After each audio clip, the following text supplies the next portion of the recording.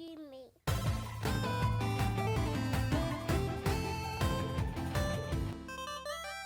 Welcome to another episode of the We Love Gaming podcast. This is episode 66. My name is Marcus, aka Godly Sovereign, and today is a lovely evening in Southern California, IA. It is still pretty hot, but it is a good little breeze going on right about now. We decided to record on a Friday instead of our normal Saturday, just to switch things up. Don't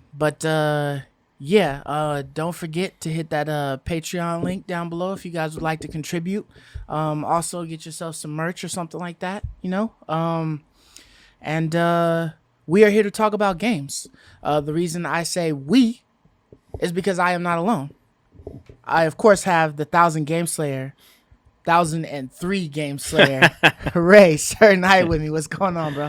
That's good, man. Doing good. You know, I'm kind of liking this Friday night deal, kind of escaping the heat a bit. Have to switch it up? Yeah, I have to switch it up, man. Make this permanent dealio. Yeah, we'll run this through Mark and see what's going on. It's pretty nice, I like the weather at night. I do think it's finally kind of, maybe we're getting to the cool weather, the cool season, man. I'm hoping it goes down, man. It's almost fall, September 22nd. I'm looking forward to that autumn break. Yeah, man, me too, man.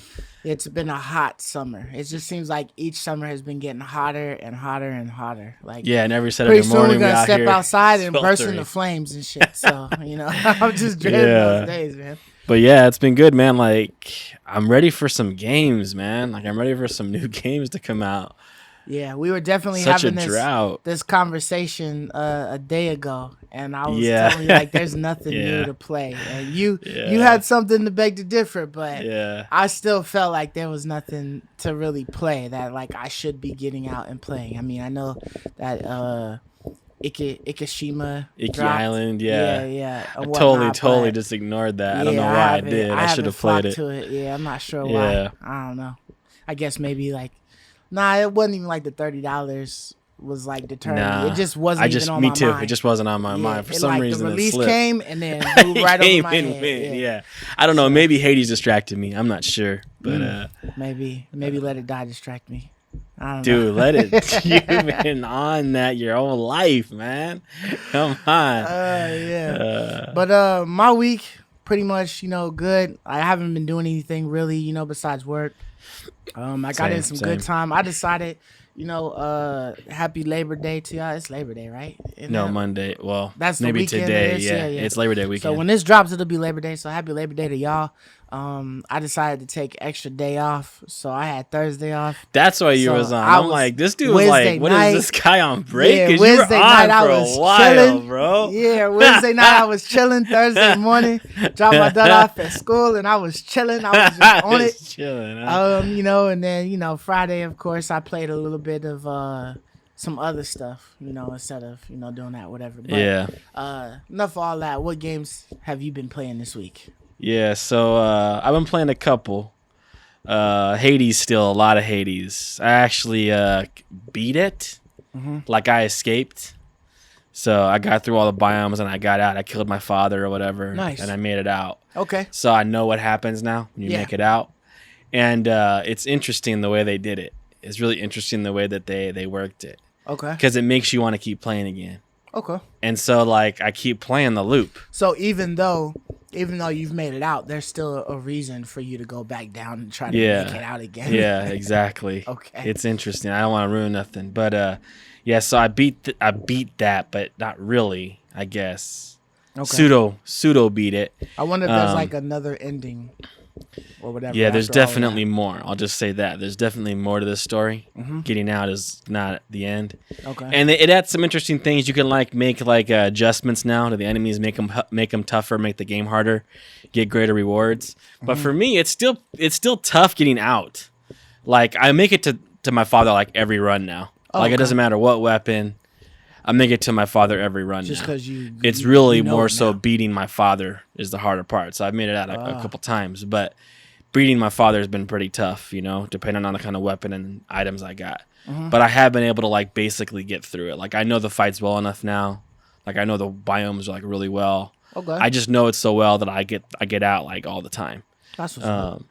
but it's still fun. Like it's still just that one more run feel because it's so easy to jump back in. Right. Like it's so quick to jump back into that game, and just like the rooms are so fast too that you just kind of keep going. Like okay, just one more. Like it's like 45 seconds a room. You know, you kill like the enemies for like 45 seconds. You see the rewards. I'll just grab that, and you end up spending another hour or two. So like Hades has been like really carrying the month for me, man. Like thank God for Hades, Nice. because there just hasn't been a whole lot to play, and then I've been playing Psychonauts more still. You know, I've been trying to play Psychonauts before I go to bed on my remote play. Yeah. Trying to do what you do. I use my phone. Right. Because remember back in the day when Mark and I got the little attachment for our controller, we both bought that, and you can slip your phone on and like you hold your phone. It wasn't the backbone though, right? It was just a little bracket that sits on your controller and just it's a bracket that clicks onto your controller, right, and then it has a little arm, and like I set my phone in there. Okay. And it looks pretty good, but man, I don't know what's wrong. I get sputters even on that, and I hardwired my Xbox too. Yeah. I don't know if my router just sucks. Maybe my router's not good because like I'm only like down the hall in my bedroom from where my office is at. Yeah. And I still only have like 2 bars or whatever, 3 bar. It's like a 3-bar thing, like 2 are showing. Yeah. I guess that's still not good enough. I get the little signal saying, I need to connect still. And then it gets all fuzzy or whatever on you? Glitches, and then like it fixes itself, and then I have like a moment of like smooth gameplay, and then it does that that's again. what the Xbox or Xbox. Okay. Okay. But yes, I don't know, man, what the deal is. It can't be my phone. I mean, I have a relatively high end phone. I have a Galaxy S20. You might need to get that Sony Xperia Z, man. I mean, I have a Galaxy X20 Plus. I mean, it's about as fast as it gets, apart from the newest S21 that just came out.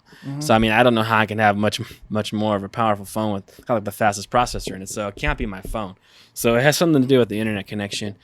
I don't know. I just don't know, man. I don't know if this whole cloud-based gaming is just utterly flawed. I don't know what the inner working problem is here, but I just can't get it to run smoothly. Yeah. I tried it on this as well, and it still sputters, like even using this. Yeah. So I was like, I don't know if an iPad would fix it, but like you don't have any problems, so I don't know what's wrong with what's wrong with my system, man. On an occasion, it'll go out and it'll tell me like it's always doing that. It's always doing that. I was able to play it for like a couple hours. I get like a sputter every like minute or couple minutes. Oh yeah, no, mine was it sputters like it buffers or whatever.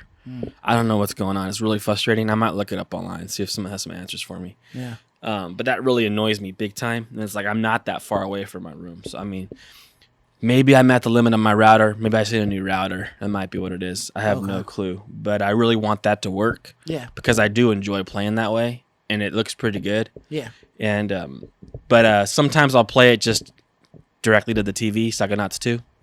And dude, man, like I don't know. I think it looks good. Like it is weird. It's the weird art style, but like I really think it looks good. It's really smooth looking, like even though it's like that weird bizarre art style, like it looks good in 4K and 60 FPS, and like all the characters have smooth character models. There's nothing like choppy at all about it. Like I think it looks pretty darn good, man. Like it's not Ratchet and Clank, but it looks really good. No, it's not Ratchet and Clank, but like it looks pretty darn good. It looks like a AAA game, I think, in my opinion.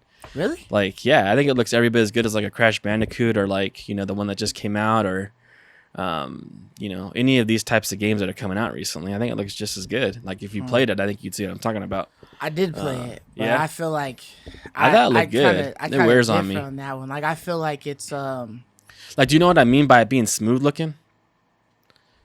Like it looks like a cartoon, just as clear and smooth as like a cartoon. It doesn't look like last gen. It doesn't look like an old game, like an Xbox game. Yes and no. I feel like, to me, Psychonauts looks like something that could have been available on an Xbox One or like a PlayStation 3.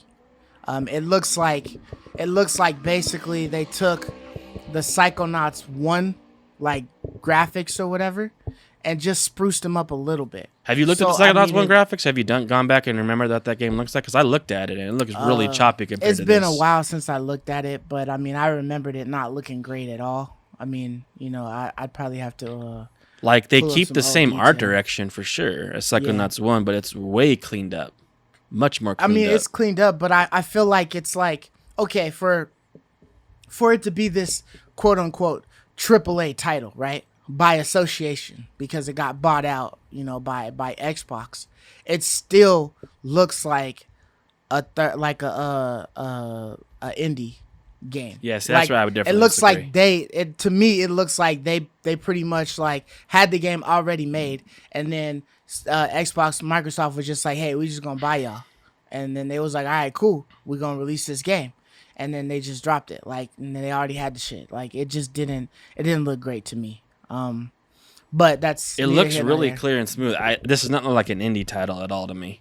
Okay. Name an indie game that looks like this, that looks better than this, or even just as good as this. Genshin An indie. Impact. Well, I don't think that necessarily looks better than this. You don't think it looks better? It looks than it? better than this one. I think mean, it they're does. both cartoon art styles. But And I is don't know, Genshin it's Impact like- an indie? I think Genshin Impact. I don't is think an indie. that's an indie. Check. Let me see what it cost.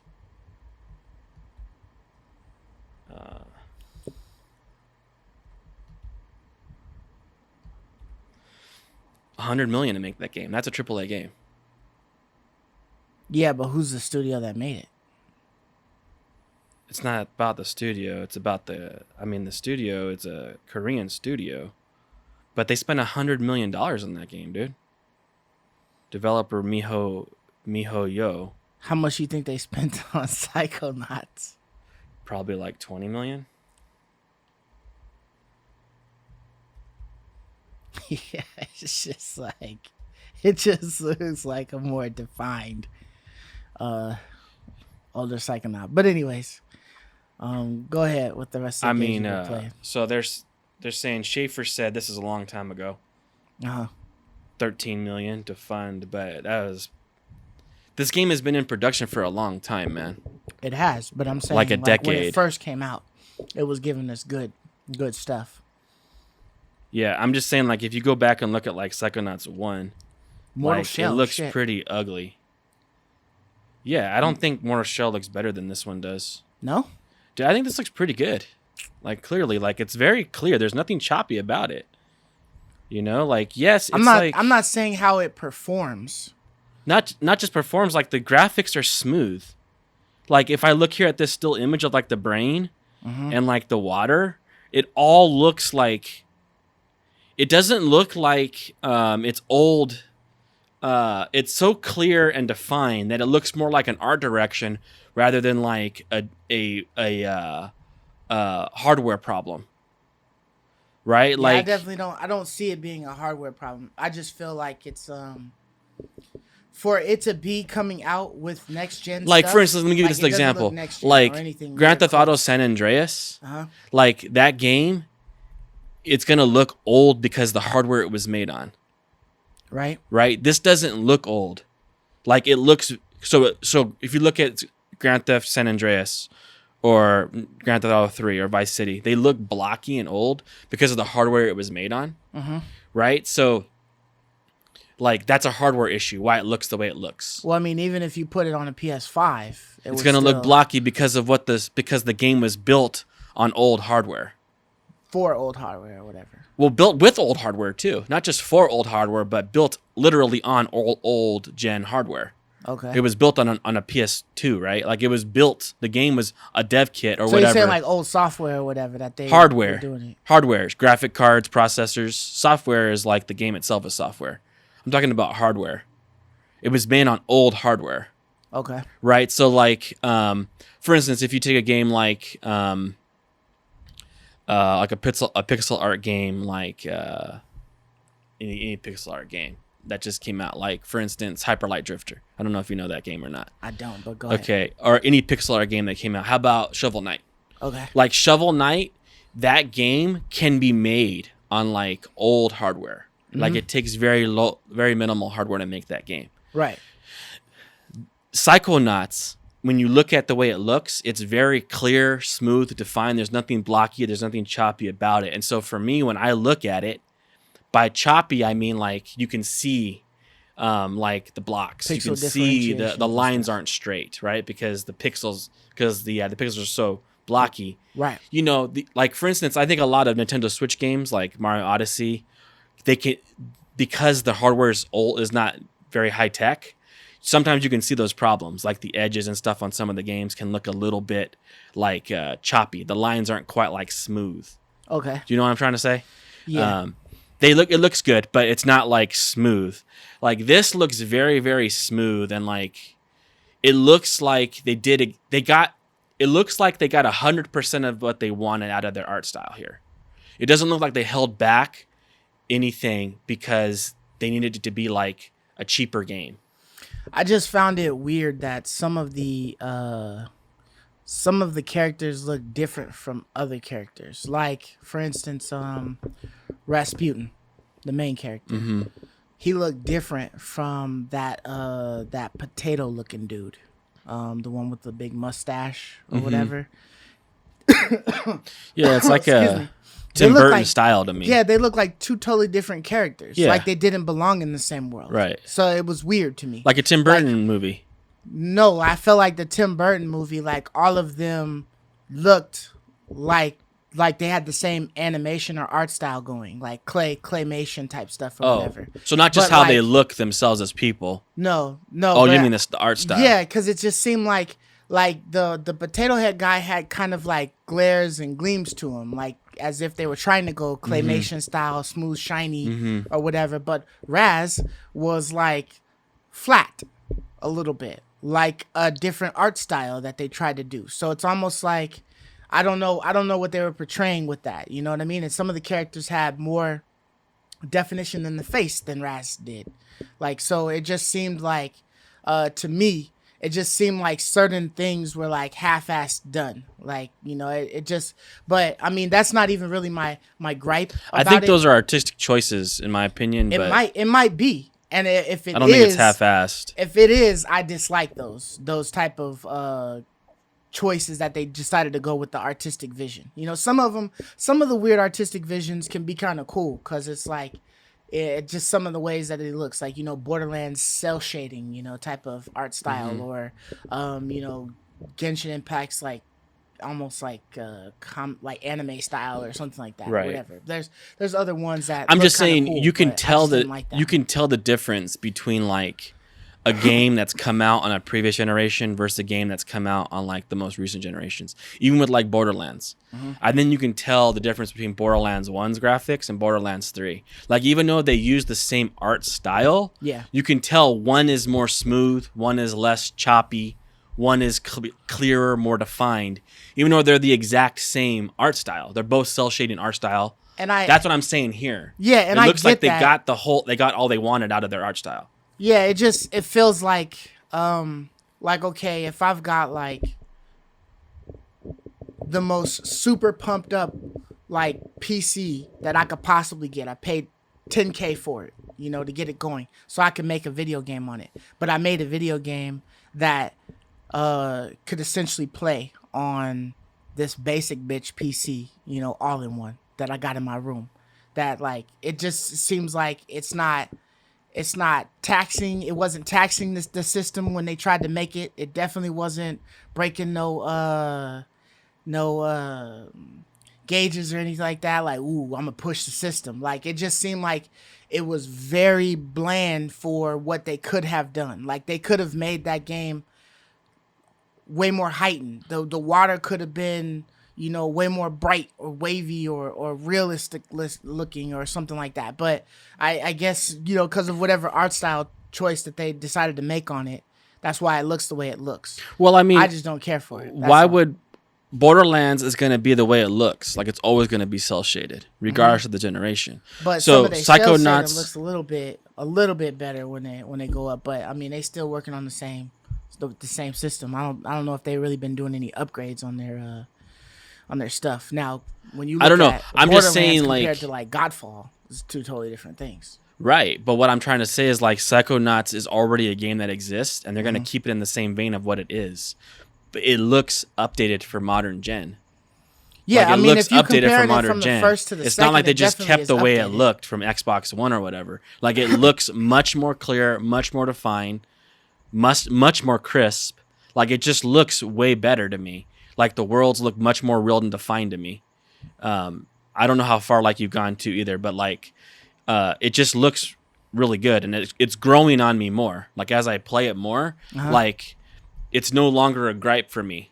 Like, oh, it looks old. I don't think it really does. Like, if I sit and I kind of like look at it and study it and see how it looks, like, I go, wow, this looks like a modern day game. Like, as far as like the art style is weird and wonky. I agree. Like, the characters look weird and strange, and they go different directions with the way what some characters look and the way some other characters look. It's very weird. But I'm just talking about like the tech itself looks like perfectly modern to me.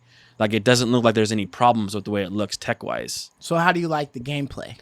So the gameplay, I do, in a lot of ways, I do like it. Like I said before, I wish it could be a little better when the combat comes on, because I don't like how I can't cancel, attacks. I want to be able to dodge cancel. Like, to me, that just makes the gameplay feel so much smoother. This doesn't have that. There's been a lot of dialogue, a lot of talking, I wish there was a little more hand holding, like maybe like an objective like marker on my map, so I know where I'm supposed to be going. Like, I find myself opening up my menu and going over to my quest log and to read the quest to see where I'm supposed to go. But isn't it kind of like a straightforward path though? Like, it's on rails. The only mission I've done is Lobato's mission. That's it. The first opening mission. It's not quite like that. Maybe it turns into that, but like, what happens is you go to. Have you got out of Lobato? Have you finished that and like gone in the spaceship and flying to headquarters or whatever? Yeah, I literally just got done with Lobato. Okay, so you're gonna fly to headquarters right now, and you're gonna go to like Psychonauts headquarters, and there's gonna be like a big, convention hall, right? And there's all these little directions you can go. And so, like, me, a completionist, I want to run around all the different halls. And so I kind of got lost in that. And I like forget what the hell am I supposed to even be doing? I don't know where I'm supposed to go. Okay. And then like there'll be like intercom things like Rasputin, get to this location. I'm like, I don't even know where that's at. And there's no marker telling me which way to go. So I have to pull my. So you're talking about like in between these missions, yeah, or whatever, that type of stuff. Like, there's no direction on where you're supposed to go. I got you. So you haven't seen that yet, right? And maybe I'm not to the point where like you keep going back to that zone. I have no idea. But it's like I'll pull my map up and it'll say I'm supposed to go to class. Okay. I'll look around and I'll see like a hallway that says classes. It's like, oh, that's where I go because I'm supposed to go to class. Okay. But there's no like, objection dot like there that I can see. Oh, that's where I'm supposed to go. Do they show you anything on the top of the screen like always having your objective posted up or anything? No. Nope. Okay. The only way I see it is if I open up my journal. Okay. And I look inside there. And maybe that's just like an ode to old school gaming, because that is more so how we used to game in the past. There isn't like this, TomTom, satellite, directional they mostly arrow. do that when they expect you to listen and pay attention to the game. When you right, right, and we don't really sitting down and that playing too. It for we sit there and we time. listen. Yeah. But the thing is too, like, I may have sat down and listened, but that's a hallway over there. I want to go down that hallway, and then when I go down that hallway, I encounter somebody. They give me something to do. And I got to go down this direction, and I got to go down this direction. And then I come back to the main hall, and I'm like, oh, shoot, I forgot what I was supposed to be doing. And there's no, like, objective reminder or anything like that on the map. Okay. So I just think that just might be an ode to old school gaming, because that's how they used to game. And you're right. These days, we just skip through dialogue. Like, we don't sit and listen to things these days as gamers. Things that we care about. It's very rare. If I care about the story, I'll sit there and watch it. Like, I watched Plague Tales. I watched all of the cutscenes of that. I didn't skip through that shit. But like Dodgeball Academia, I was mashing through that. You know what I mean? But Dodgeball Academia had a little objective button on your map telling you where to go. They had objective so buttons, you didn't need to listen to where the dialogue. You had to go. Right. Like, so you didn't need to listen to the dialogue. You didn't need to open anything up to read and find out where you're supposed to go. Like, if I'm playing Plague Tales, there's only one way to go. Like, you just keep going forward. You keep going in the direction. You don't need something to tell me what direction to go. there were certain things that you had to listen to like, oh, like you were supposed to grab this or something like that, and that's on the table. Because sometimes things don't proc. Like, oh, I should go over here because it's glinting. You know what I mean? It's just like, okay, I'm in this room and I was distracted and I didn't pay attention to what that dude was saying. So now I got to run around this room and figure out what the hell I was actually supposed to do, or else I'm just going to be wasting time. Or I just restarted the checkpoint, go talk to the guy again so that I can listen to the whole thing again. I'm just saying, like, if you're going to have any open aspect to a game, like Tales is not Plague Tales and it's not open game. No, it's not. It's a, you know, you're on rails. If you're going to have any openness to your game, you got to have some kind of direction counter, because you get lost in that openness and forget what you're supposed to do. Right. Now, luckily the directions are good enough on the, you know, log, the quest log, that I can like figure it out really easily. But that's just a little tiny like quality of life thing that I would have added that I'm surprised they didn't add. Right. Other than that, like, I do like the gameplay. I really do enjoy it. I think there's a little bit too many things to collect, in my opinion. Like there's too many things I think to collect and keep track of. So that's a little bit of an issue. It's a little bit cluttered in that respect. Right. There's lots of things. Like, right, you have like bag tags, you have crystals, you have brains, you have figments, got the luggage that you have luggage, find. You have like a lot of little things to collect. And it can get very difficult to keep track of what they all do and like what the point of me doing this is. There's baseball cards to collect, which you probably haven't gotten to that yet. They're not baseball cards, but I call them baseball cards because you collect these cards. Yeah. There's little side tokens you collect. There's a ton of things you collect. It's ridiculous, kind of. And so I'm kind of bothered by that. I do like all the psychic powers are pretty fun. Some of them aren't quite as intuitive as I think they would be. Like when you double jump. For some reason, to glide, you have to hold a different button. Why can't it just be a hold A down? Right? Like I jump, I hold A down, and I'm gliding.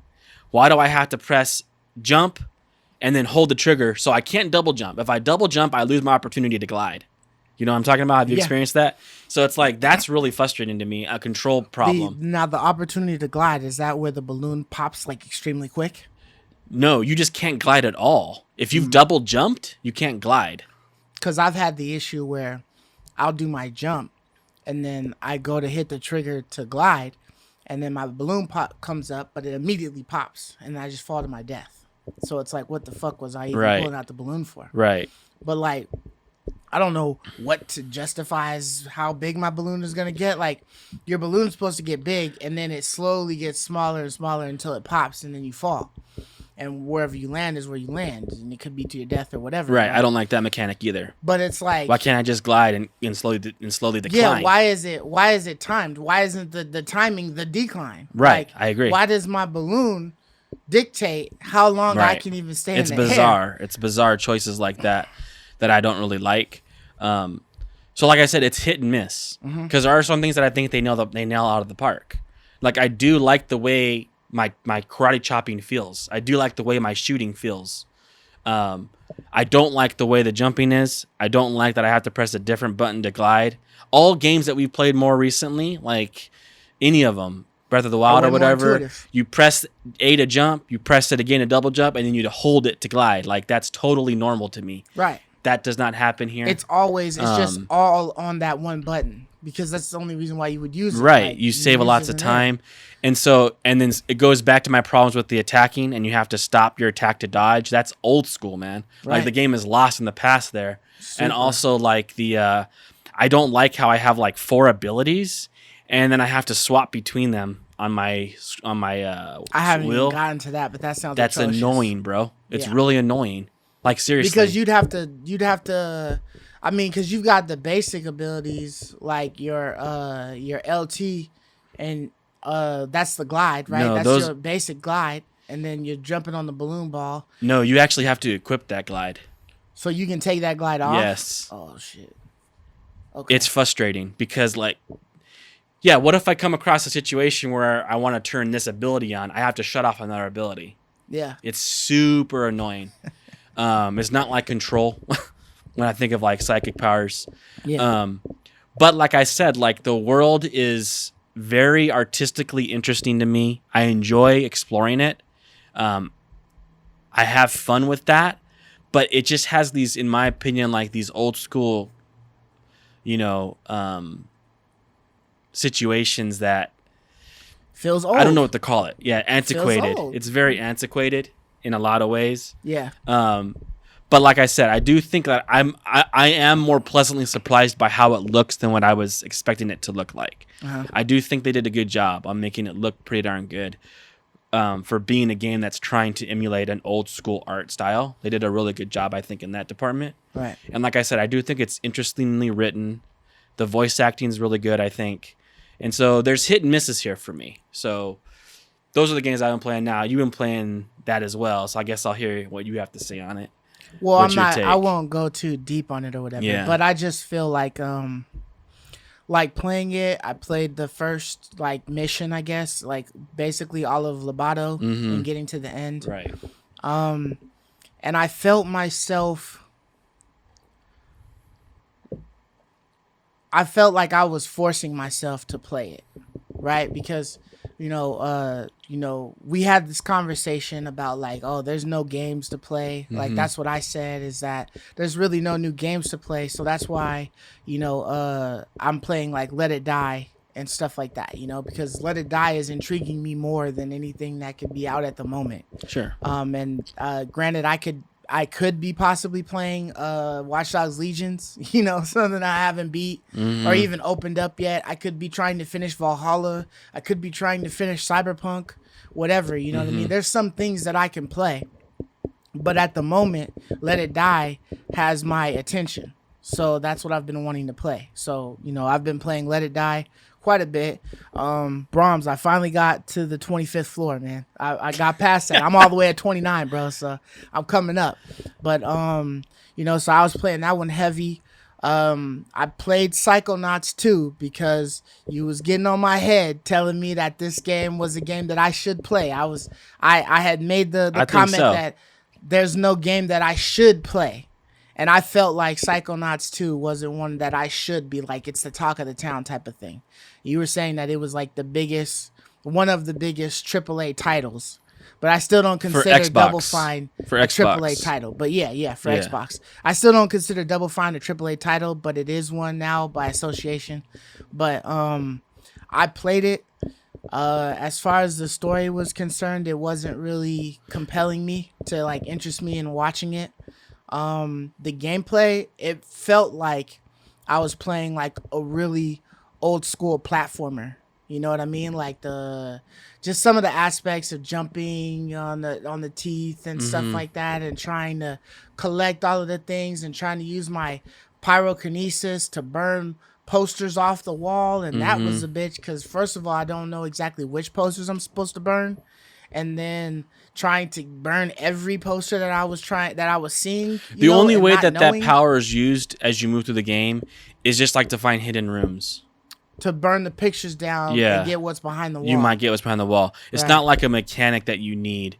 In that one instance where you needed it to move forward. Yeah. That's not what the game is. The game doesn't utilize it that way. But they also had enemies that they say burned, they burned. Yeah, you don't have to burn them, but yes, they're weak to fire. Right.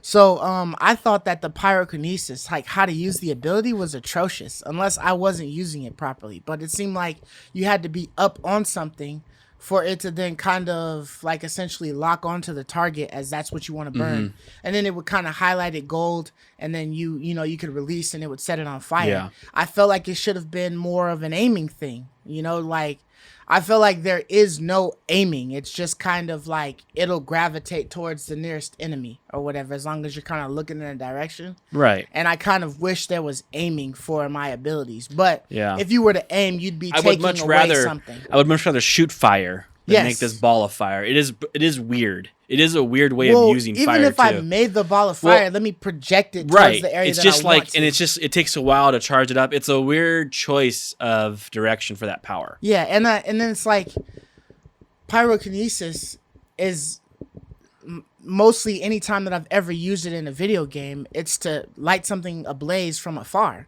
not be right up on it. And or then a set it ablaze. flamethrower can be kind of short range, but more medium range. Right. Right. Yeah. You got to Not- kind of get not close. But I short feel like like that. with that Yeah. pyrokinesis, You gotta be right up ability, on you got to 'em. be up on them. Yeah. Like whatever it was, and trying to burn down those posters because I thought I had to burn down everything because I thought Lilia was saying you had to burn down everything.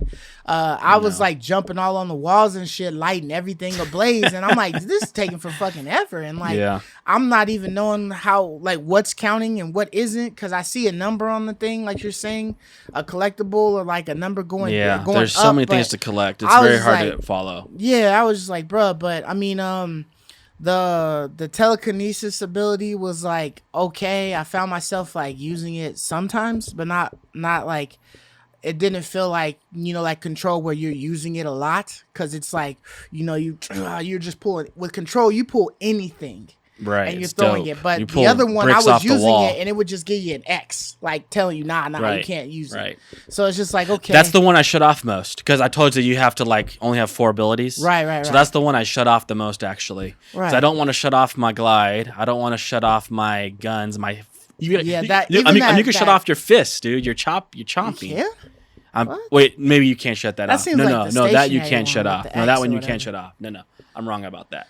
Okay. Yeah. But it's like crazy. Like almost all your abilities you can shut off, and it's like crazy. And you get some Yeah. more later. You'll see. right, and I kind of like the shot one, the far shot one. Yeah, that you one's start cool. off I with enjoy RB. that one too. That feels good. Yeah, but you got to be looking kind of semi in the area, the direction of that in order to get it. And sometimes you might hit Right. the wrong thing or whatever. Right. But that's relatively good.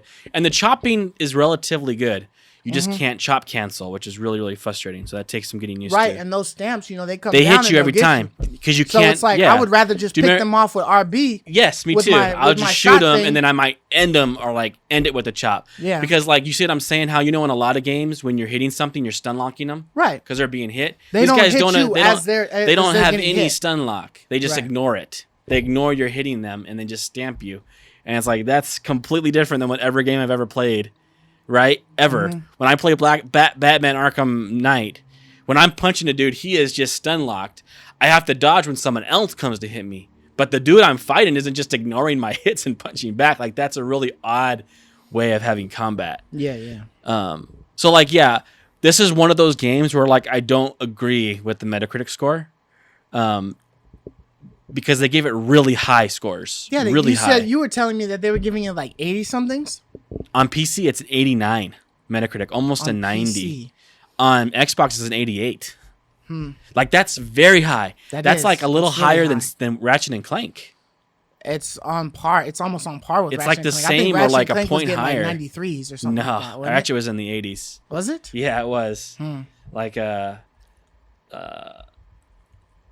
Like I'll look it up right now.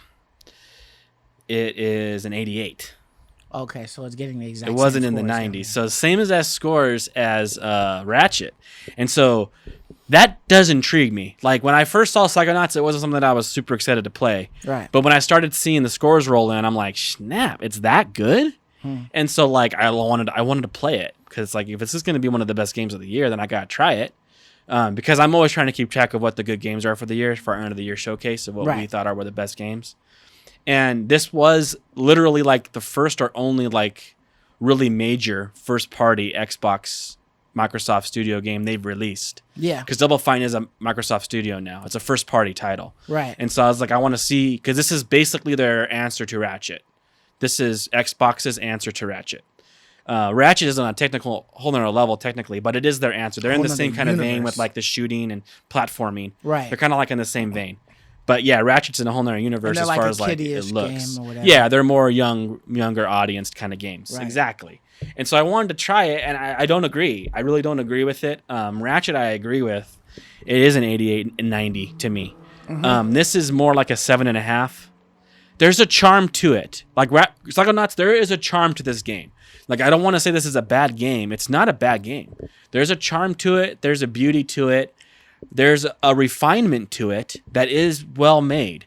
But there are some old school clunks here that are hard to get by.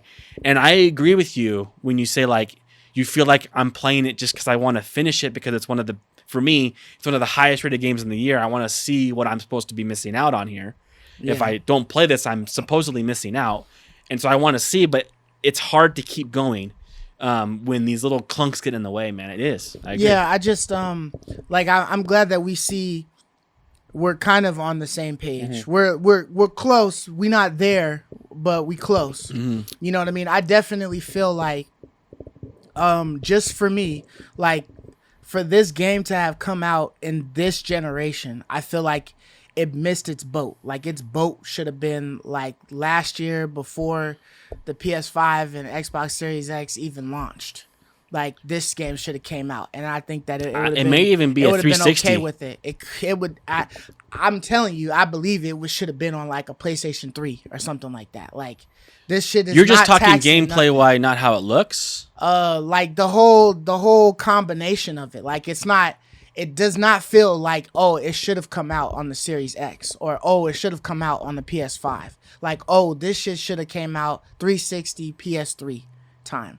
Like, and it would have been perfectly fine. It would have been up to par and like ahead of its time. I know I understand that you feel differently about like how it looks and all of that stuff. But I'm just saying like the style of artwork that they chose or whatever, it just seems more like a lazy artwork to me. It doesn't seem like there was some artistic vision that they were trying to go for on this one. It just seemed like you don't see an artistic vision there. I don't see the artistic vision in it. It's all unique though. It's like super unique. Yeah, but you know what I'm saying? It's not ugly for the sake of ugly because it has bad hardware. Like they chose their characters to look that way. That's a decision. At the same time, people make 16-bit games and 8-bit games because they want that style of artwork or whatever. Right. It's not taxing on the system at all. They made it because that's the lane that they chose. Right. And they could make that game at any point in time. I feel like Double Fine has been holding on to Psychonauts 2 for like 4 or 5 years now. I feel like they've been like, been talking about it or working on it. People been asking about it. Like, I feel like this game has been damn near done. And like, I don't know what took so long for this shit to come out. But looking at it, I'm like, how come you didn't bring this out earlier? Like, was it like a money thing or something where you like in the process of trying to sell your company? Yeah, they've been working on this for 10 years, back in 2012. All I'm saying is it don't feel like a 10-year project to me. But I mean, I could be wrong. I don't develop games, so this is just my outside looking in. I think you have to look at it like everything is unique, dude. Like every zone, every mine is different and unique. Like you saw the tooth mine, that just doctor's mine. The next mine you go in is to like the head of the Psychonauts. It's completely different. It's a hospital. It's a completely different setting. Like every single mine you go into is a completely unique and different environment. So it's not like Far Cry, right? Where the whole world's the same. You have one art design, one art direction. Every single world is different. So like I can see where a lot of the work came in when you have a small team. Because if you have a really small studio development team, like I don't know how big his team is. I should look it up. Yeah. But when you have a small team, that's a lot of different things, to juggle. All those different styles, all those different worlds, all those different art directions. You're dreaming up a whole new art direction. So you need to draw all those and create all those. And so I can just see them taking a lot of time if you have a small team developing this. 65 in 2015 is what Wiki is saying. That's pretty small, dude. That's in 2015. We don't know how many they acquired once they got put on by Xbox. Yeah. But, I mean, I'm just saying I can see a lot of work here. I'm not saying it's 10 years of work. That I hear you on that. But I do see a lot of work here. This doesn't seem like lazy to me at all. It does seem I can see this being like Double Fine's labor of love. I can see them putting a lot of love into this game. It's very special in a lot of ways. Like I said, you've only seen one brain. You haven't seen all the mines. Yeah, I understand. There's a lot here. There's a lot here, and like that was a lot of artistic work, dude. Like the teeth floating in the warehouse platforms, like all that's all an artistic direction. Yeah, right. And like the zipper teeth, like that's all an artistic direction and design. Yeah, that's not just like lazy. That's like artistic in a lot of ways. Yeah, and it's charming in its own way. You know what I'm saying? I hear you, and I'll do my best to no longer shit on the game. I think you're being a tad harsh, but I hear you at the same time. All I'm saying is that this shit coming out in 2021 is not it. Just for me.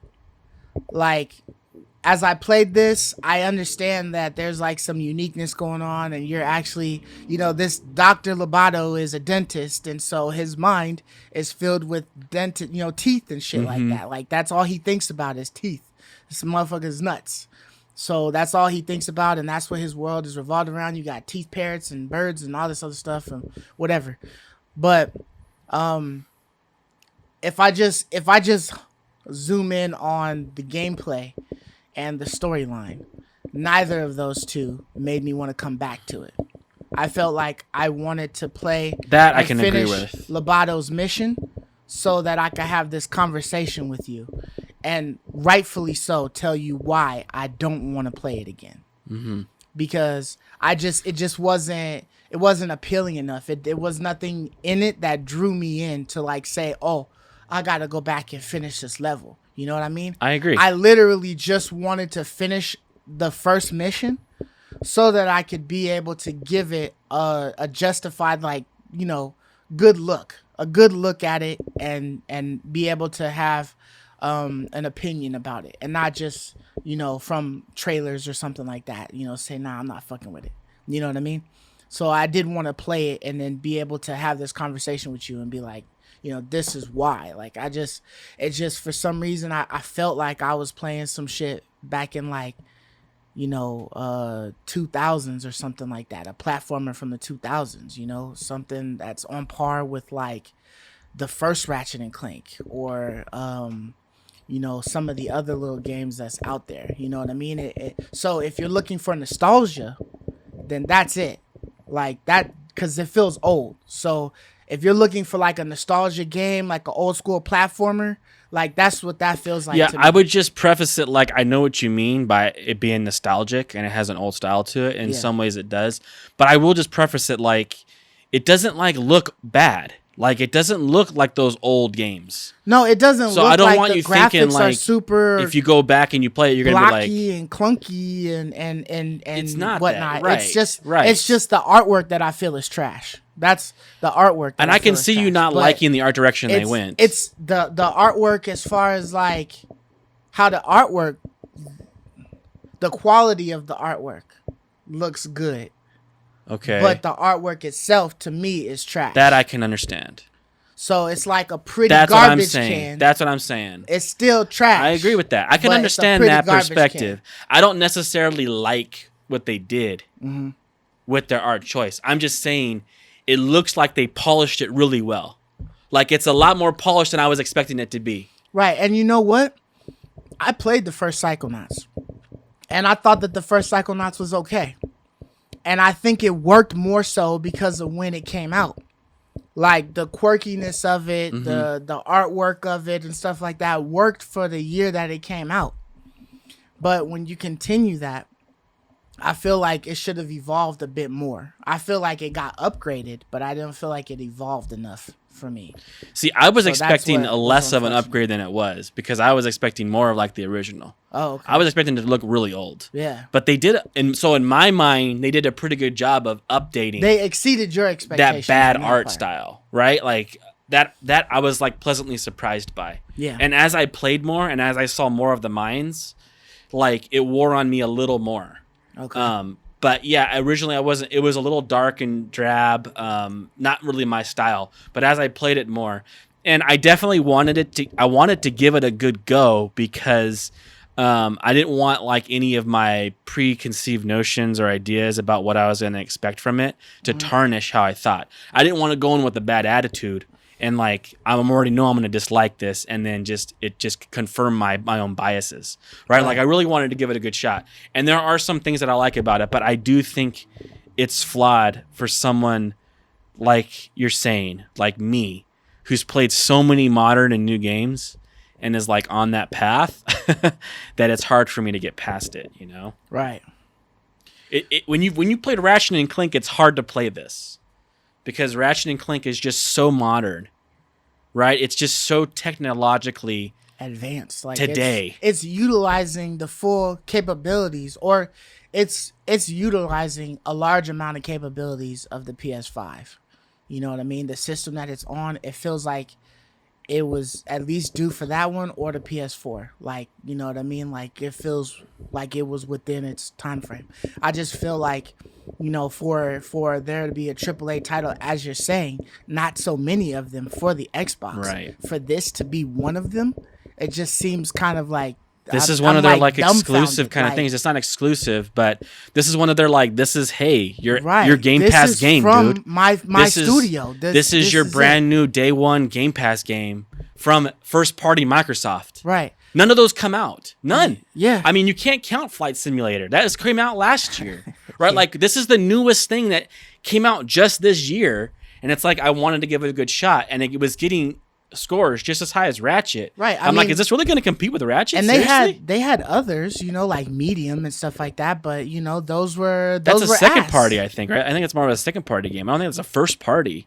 I thought Medium. I don't think Microsoft owns that studio. So it was just on Game Pass. Yes, it was just a Game on Pass Game Pass exclusive, but yes. it wasn't a Microsoft studio. I don't think it's a Microsoft owned studio that made that game. I'd have to check. So that's what I mean by first party. Like, Microsoft owns it, and Okay. it's like, this is their name. And so I wanted to see it. I want to see, is this going to compete with what Sony just brought out with Insomnia? It's not.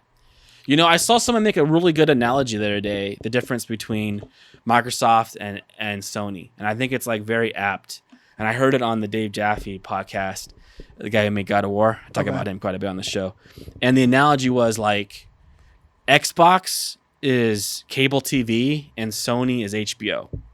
Right? Like, you don't get very many games from Sony, but the ones you do get are like crazy high production value. Mm-hmm. And Microsoft is just like a whole bunch of stuff all the time. And sometimes you just want to sit on the couch and watch cable. Like, sometimes you do. You just want to hop on the couch and watch, you know, an old rerun.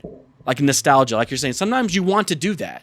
And Microsoft does that really well. Mm-hmm. And then sometimes you want that cutting edge, acclaimed Ratchet and Clank Rift Apart, you know, Uncharted. You want that like high quality, and that's what and so they both fit in the lane really well.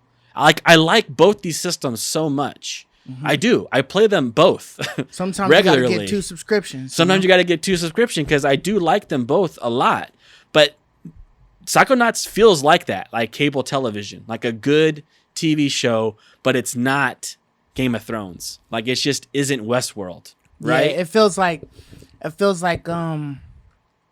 to me, like when you going through the channels, you know, sometimes like when you got like satellite or whatever, and they got the low numbers and then they got the high numbers. Yeah. And so you know the difference, right? The low numbers is the standard def shit. Right. And then the high numbers is that HD quality. Mm-hmm. So it feels like Psychonauts was showcased on the standard def, but it was just like a good quality standard def. Where it's almost like you look at it and you like, damn, something weird about this channel. Maybe it's the box closing. It's because it's not the 16:9, but something weird about this one. But like, it's this okay. looks special, but not quite something wrong with it, right? This looks weird, but it's but I don't know what to put my finger on it or whatever. Yeah, it's different. It's different. I wanted it to be a little better than it was, because I was hoping that Microsoft would release a good game, right? And I do want to emphasize it's not bad, and there are some things to like here, and you as an audience member might really enjoy it, and you might find that charm. Let us know in the comments down below if if you guys like that type of artwork style, and if you've played it, like, how do you feel about it? Is it really fun for you? Is it giving you that 88 type of score? It ain't no Hades, man. Like, when I play Hades, everything about it's beautiful and polished. This doesn't feel that way. Hades make me want to come back to it. Yeah, every second. I can't wait to play it again. Like this yeah, I can understand that. You would give this a 70? I would give this a 70 probably. A 70? 7.5 at most. Okay. So I would give this about a 60. So that's a little low in my mind. Maybe a 63. But, you know, I'm griping on it, harping on it. You are more than me. So I think there's more charm to it than that. But it's not good. It's like, it's okay. It's not bad. It's just okay. Yeah, if I was to give it like a pass or trash, I would call it trash. But I understand that you would still give it a pass. Yeah, on see, this one. that's why I don't like a thumbs up or thumb down system. Yeah. I like a 10-point system at minimum. Because I think there's a lot of games that aren't trash. And there's a lot of games that aren't good. And there needs to be some... Because this is not trash to me. This is definitely not trash. Like, there's lots of games I can point to that I think are trash. I actually didn't think Biomutant was that good. I actually played that for a little while. You did? And I did not think it was that good. No? I thought it was poor. I thought it was an unpolished game. So what didn't you like about Biomutant? Because you had it after boring. all of the updates and upgrades. Yes, I had it after. I thought it was like... for one, I don't know. I just thought the animations and the polish of the game wasn't done. It was like loose. It's like it's hard for me to go into the details what I mean by that, but I just felt like it was a little loose, and I felt the combat was a little loose and a little repetitive. Well, yeah, and feel I like got bored with that's a lot it really open quick. World games, but there are certain aspects that can make it more appealing.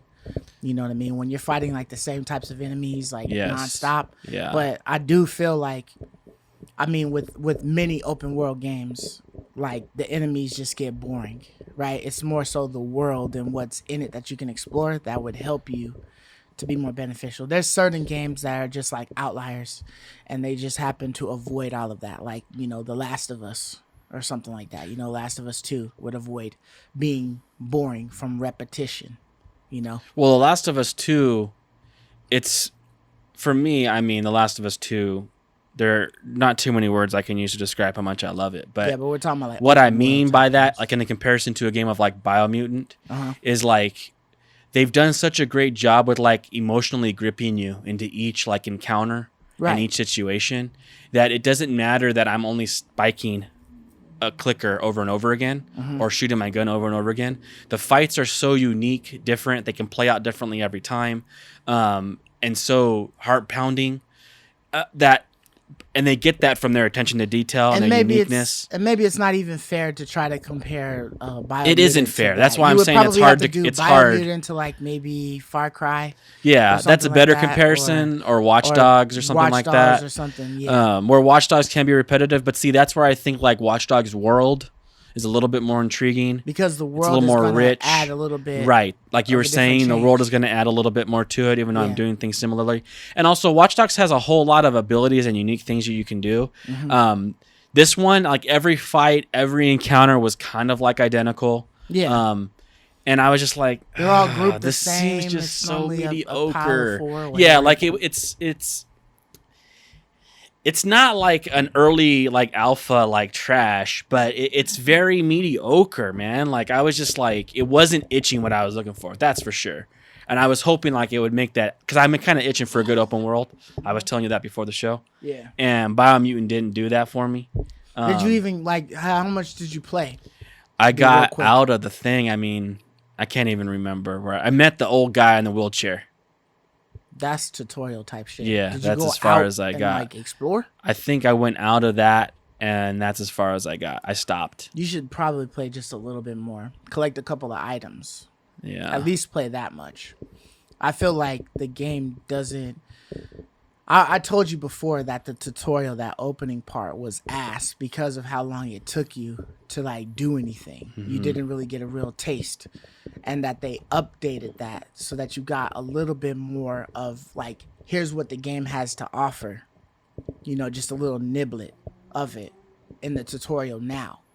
So that tutorial has vastly improved from what it originally was.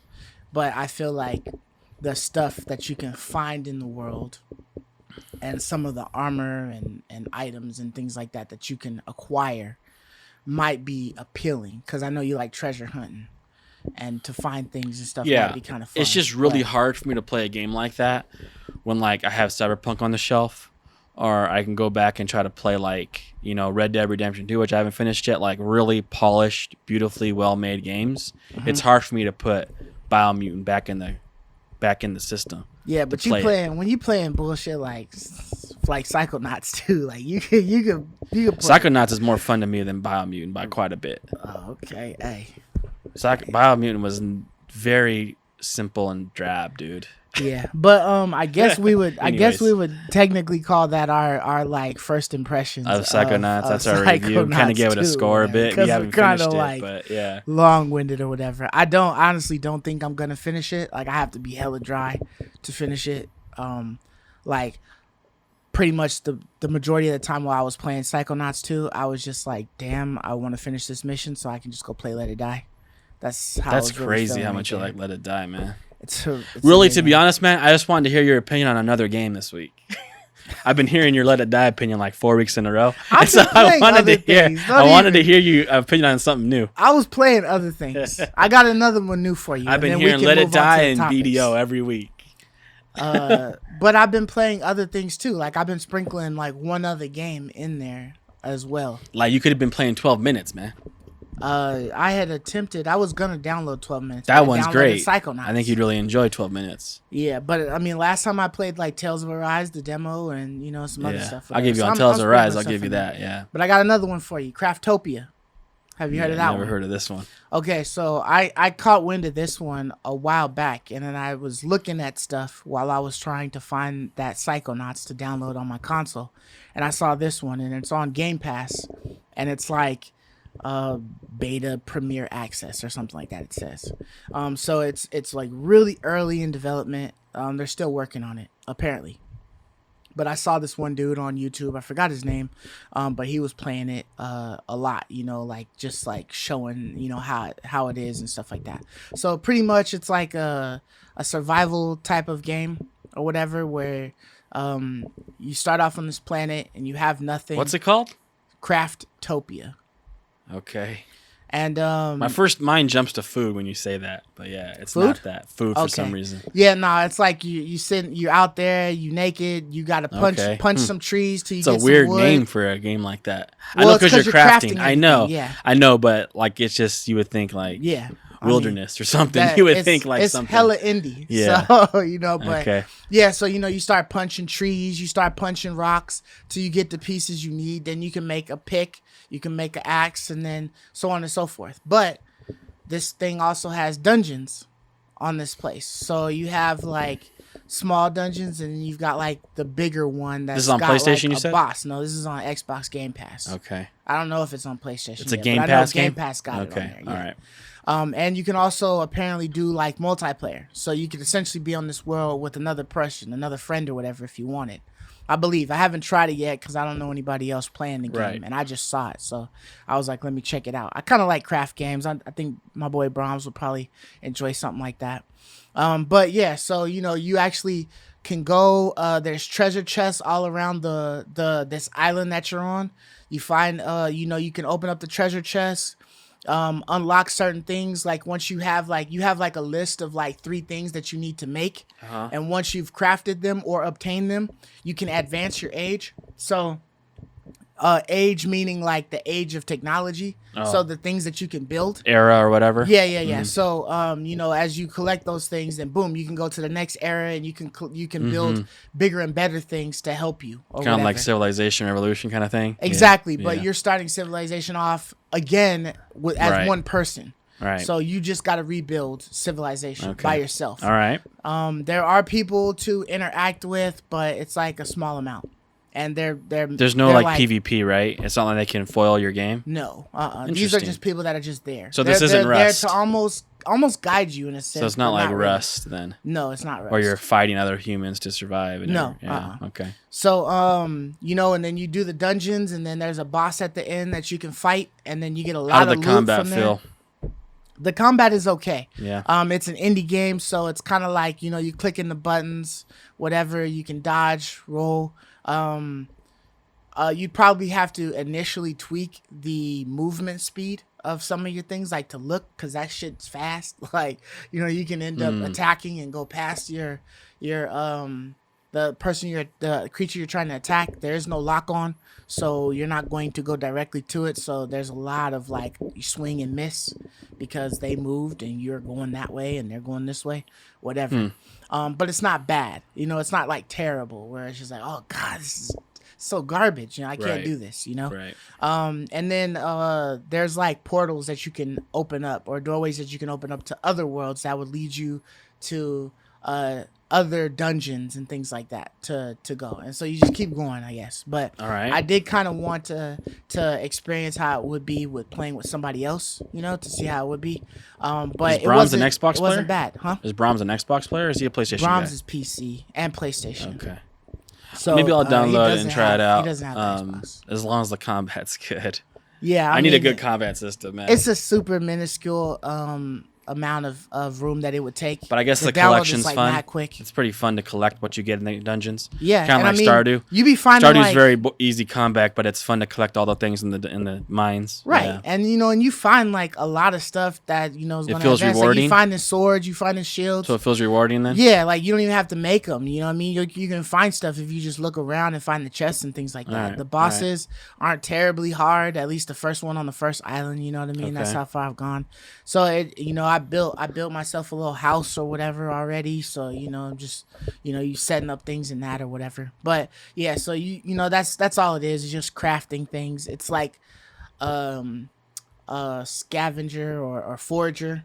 Type of game, but a little bit more graphics. You know what I mean? Instead of a little not pixel art or whatever. Yeah, top down isometric pixelated game. You know what I mean? But yeah, so those were the games that I was messing with. More so, like Let It Die took up all of my time. I was determined to get. I saw you on that 24. for a while, bro. Yeah, I was. It's because I finally popped that cherry of the 25th floor.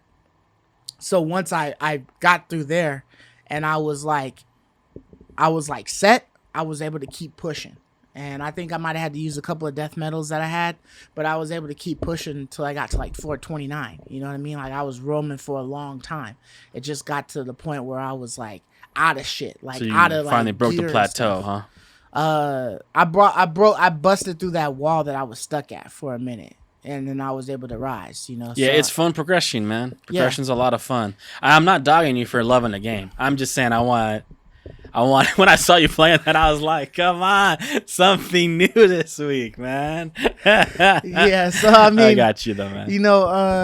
That's what I ended up playing, so if there's any other things that we happen to come across, I've kind of just been like, really these last couple of weeks I've just been like biding my time until like Kenna or Deathloop comes out, so that I can play that. I mean, some games come out pretty soon, but not like I was hoping a game like, for instance, Tuesday, that Fist comes out on PlayStation. Okay. All right. I really want to play that one a lot. So I did like the way Fist was kind of going. I wish so that would have come out like today because we have the nice 3-day weekend. Yeah, and I could have played that. Really nice. It sucks like we have nothing to play this weekend. Yeah. So it's like I'm just gonna find something that I've been wanting to play. Maybe I'll pop in Cyberpunk. Who knows? So I need something new to play, Yeah. And with the news that just came out of Cyberpunk, I may just like forget it, Yeah, I don't think I'm gonna pop in Cyberpunk. Wait, I think I might. Maybe I'll try like Watch Dogs Legions. Finally tear the plastic off of that. Yeah, I think you might enjoy that.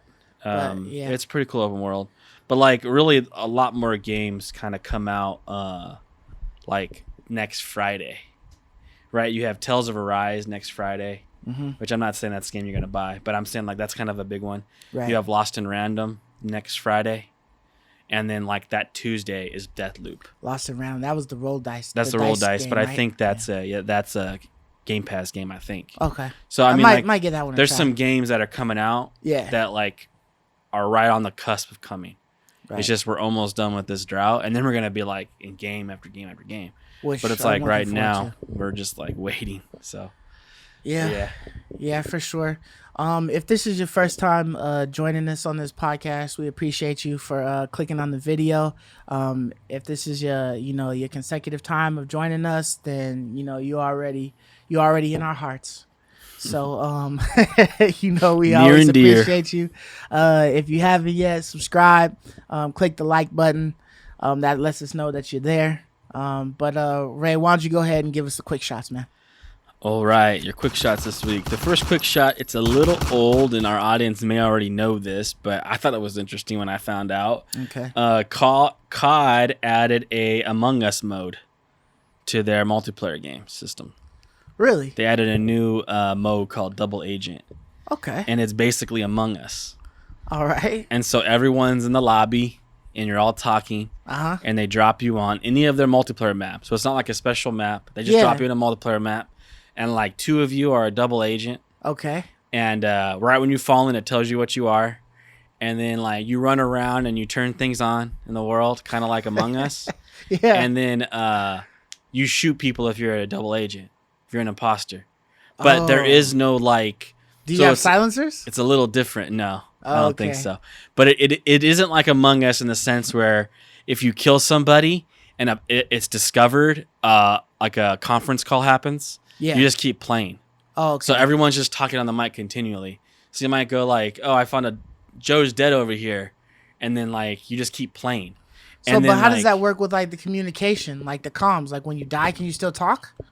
No, if you die, you can't talk. So comms are down for you once If you die, comms are down. Okay. Yeah.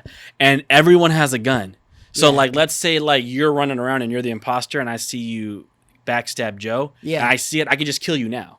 Oh, okay. Like it doesn't have to be like a vote system. Right. You don't go to a communication, let's all cast a vote, and try to convince everybody. If you I spot can it, just you get kill gunned you. down. I don't have to convince anyone. I and can if just you kill suck you. at shooting, I can still kill you. Yes, then and if you see me shooting like, at you, damn, you two turn dudes around, is you can dead take me around me. out. I gotta dip. Yeah, so Yeah. it kind of ends up turning, because I watch some games, it kind of ends up turning into like more like a 2v8. Mayhem or Yeah, it's like a something. 2v8 game because everyone just kind of starts shooting at each other. It's like, you look weird, man. Yeah, you look weird. Or Why like you tweaking like that? yeah, or like you might be like walking in this window and you see a guy in front of you and there's a car on your way. Yeah. So you think no one sees you and you shoot somebody because you're the Yeah. imposter. Okay. But like on the other side of the car, they have a better vantage point and they just saw you do that. Yeah, And then they like kill you dead. It's like so that they're- actually might be kind of fun to so play around with. It is fun. It's quicker paced than Among Us, right? Right. Because like you don't have to wait. If I saw you do something, I could just take care of my own hands. Right. I don't got to convince y'all to join on board with me. But if there's multiples and somebody else just saw you gun down somebody, does it notify you that Right. that person that You got gunned you down have to was be the double like- agent? Yeah. Like so, you'll be like screaming, "Oh, I just saw Joe kill somebody! Kill him!" When you shoot him, but if someone sees you, they might think that you're a double agent. Yeah, because there's you no could like. get shot out too because you was squeezing the trigger. There's no like notifications. Everyone's Okay. just free for all. Yeah, the that's game will mayhem. stop when the imposters die or all the agents die. That's mayhem.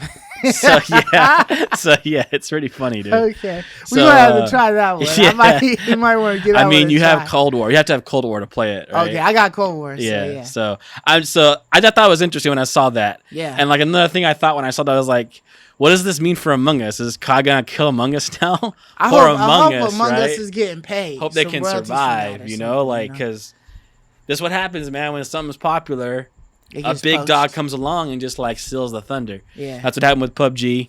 That's what happened with Warzone. Now Warzone's like the #1 battle royale, right? So Right. it's just like my first thought was like, does this mean Among Us is toast? I don't know, but I thought that was an interesting piece of news. Yeah. A lot of you might know that already, but I didn't. So I was like, really? That's kind of interesting. Yeah, I wonder if Brown knew about that one. So next up is CD Projekt Red has hired some Cyberpunk and Witcher 3 modders to fix the Cyberpunk game. Right, which is interesting. Yeah, they're tasked with official mods. Right. So they're tasked with creating official mods for the game, Which means actual upgrades. like actual upgrades that like CD Projekt Red it is better like not approving. be no mod tab. It better be actual upgrades. Yeah, it's like for real shit. upgrades Yeah. and then bug fixing. Okay. And I mean, this is good news. I think it's good news. I mean, a lot of people might look at this as them like selling out or saying they failed, but in my opinion, like it's just really good news, for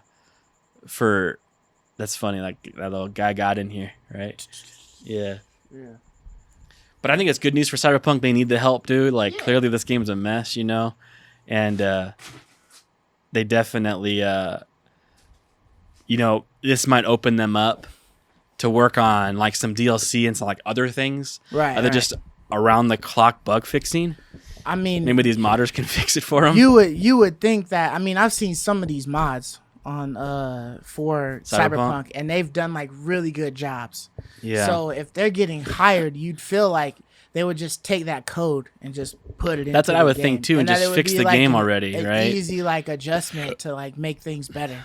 I don't know if that's what But- they're gonna do, but yeah, I was thinking that too. You would think, okay, we're just gonna make it official now, Right. and just make it a patch for the game. Right. Yeah. But just we haven't heard that yet, but that's what I was thinking. I hope too. that it comes to Me that. too. I hope so. Because some of these modders, man, they be putting in like mad work. Like they be really doing, like, I mean, I remember when they were doing like Fallout 76 mods, and they were changing like the entire landscapes to look like lush and beautiful. The Skyrim mods. And, like, have you seen things. some of the Skyrim mods? Were looking It's like crazy. playing through the whole game new again. Yeah. Like if you haven't played Skyrim in a long time, like play it and just do lots of mods. It feels like a whole new game, dude. Yeah, man, they changed the game on it's it. Dope. It's crazy.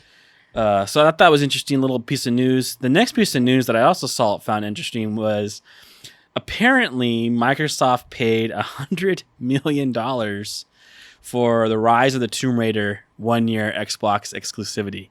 Whoa. Do you remember when they had that Rise of the Tomb Raider exclusive for that 1 year? Right. They paid $100 million for that. And so like my first thought here on my notes is, was it worth it? Is it better to just buy up a studio for $100 million? And I mean, we complain a lot about these exclusivities that happen all this time, like with COD exclusivity to PlayStation, and when these little, standalone third-party games get exclusive rights to some of these studios, to some of these platforms.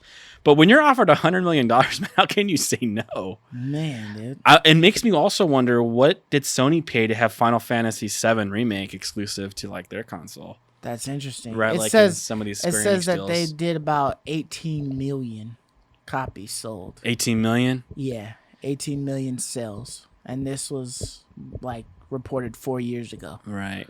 So I mean, dude, I wonder if it was really lucrative. For Microsoft. Yeah, I don't know, man. To be honest, I'm not sure. Square Enix was getting the money either way, right? See, they just own, or whoever made that game, Crystal Dynamics or whatever. Yeah, Square Enix was the publishers, so.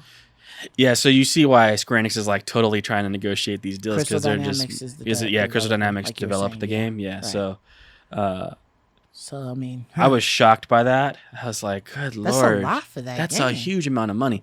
It's just for 1 year too. It's not like they bought the whole exclusivity to it. Yeah, it's 1 just to year, have, like, for 1 year, on it, dude. Yeah. Like that was a time, I think, when Microsoft was real desperate for a game. Like they didn't have anything coming out. Microsoft kind of been. They're always desperate for a game. I know. Yeah. Like that's always been their biggest issue. They just have like a couple of like those trusty dusties that like will come out, and people just seem to gravitate to them. But I think it's just because they're hurting so bad for first party like games or like exclusive games that they just eat them up. They eat the shit out of the damn Gears of Wars and Halos and stuff like that. And it's like that's all they have, they're not really that good. They're not really that good. They're like 8s. But y'all eating them shits up like that. They're good, but they're not great. Yeah, like they're not great. Pockets, they're not great games. Yeah. And so, that's desperate. $100 million for that. That's crazy, though. The next bit of news kudos here is. Yeah, kudos to them, right? They got the bag. They sold the shit out of that. They got the bag, dude. Yeah, man. According to Norman Reedus, a good friend of Hideo Kojima, Death Stranding is supposedly in talks for a sequel. The main actor.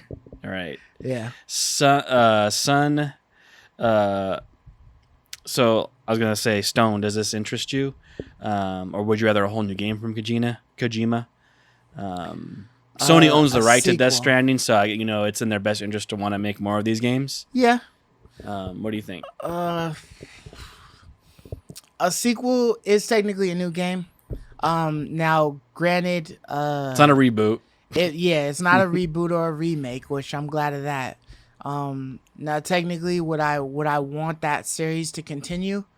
I have no right to really say, right? Because I haven't tried the game yet. So, in my mind, I would be like, fuck no. I wish they had chose like a whole different IP to go with, just give us a whole new IP. But, there's a lot of people that stand behind, what's the damn game's name? Kojima?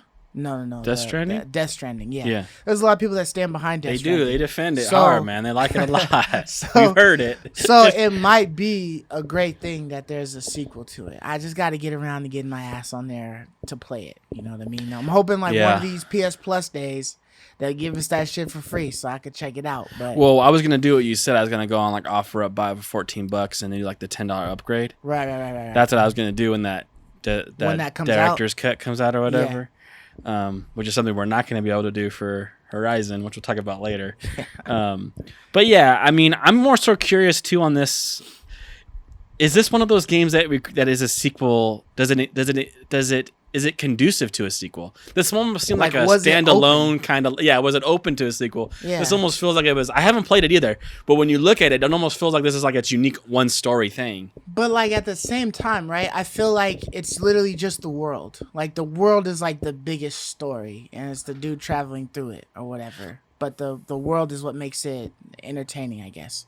You know, it's kind of like Metal Gear Solid. Like, yeah, he made that for 10 years, 15 years, yeah, there right? was like many different sequels to Metal Gear Solid. This might be the same. You know, it's just another story of the dude, you know, doing whatever. Another mission, another situation. Yeah. So I feel like this could keep going on. Like, dude didn't get fired, I'm assuming, after the job got finished, after his last delivery was done, and he was able to sign off. Like, I don't know how it ends. I'm just saying, when I look at this, I'm like, that's kind of weird. You would think like that was just like one idea, a one-off, and then he would go to do something else. But maybe there's something. Maybe it's open and it's there. I don't know. I'm sure the story's got to be pretty open. Like, we'll see how it ends. End of the day, like, you know, kicking back and drinking a can of soda or something like that with his feet up. I don't know, but you know, it had to have been something that left it open. You know, I mean, he obviously for them to have room for a sequel, right? Yeah. Right. I mean, that's good for Kojima. I'm glad Sony's interested in it, and I mean, I'm sure they would be. Like I said, they own this IP. Yeah, kudos to Norman Reedus, man. That dude has literally taken the reins of The Walking Dead and like ran with it. Made a lot of. He made it like. I don't know how he got so popular. His character from that one role, Daryl, yeah, or I think it's Daryl. Yeah, I think it's Daryl. Yeah, and he just took that position, man, and he started owning like all of the damn Walking the Dead games. Like, they just kept making games behind him and making sure his character was included and stuff. As long as he was in the show, people kept watching. Yeah, he was a carry, man. He carried it, and he just. He was a carry for tons sure. of other jobs and you know, doing other movies and stuff. Getting this gig. He did a great job at that likable redemption kind of story. You know, like the bad guy turns good, and he did a good job at doing that. You know, so he just he made a lot of money. Honestly, it was a lot of great characters within the first. There was the first 2 seasons of The Walking Dead. I agree. And then they just started to X them all out, and then it was just kind of. And they had to be careful how many they did that too, because they did them to all of them. I know. Even like, Rick's gone now, right? I don't watch it anymore. Yeah. But, Rick left a while ago. Yeah, but I remember it was pretty shocker when they killed off Glenn. Dude. Glenn's death was brutal. When that happened, I was like, "Wow, he went out that way." When Glenn died, my wife said, "Fuck this show. Like, I'm done." With I kind of walked away too after that episode. She was about done with it. I think after and if you haven't seen it's repetitive as hell. But after Carl died, she was just like, "Okay, I really got no reason to watch it." Yeah, like it was just kind of wild. Like Rick was the main guy, right? Rick was the main guy, but Carl was his son. Yeah. And after Carl died, she was just that's bizarre, man. That's just so bizarre. How many good characters are you going to kill off on this show? They could not be that expensive to do this it's show, like they right? thought as long as they had Rick and Daryl, they're good. Yeah, but then they got rid of Rick. I know. Rick was the carrier. I know. He was the main person glue. That it started. He was the primary glue. They started to Game of Thrones them.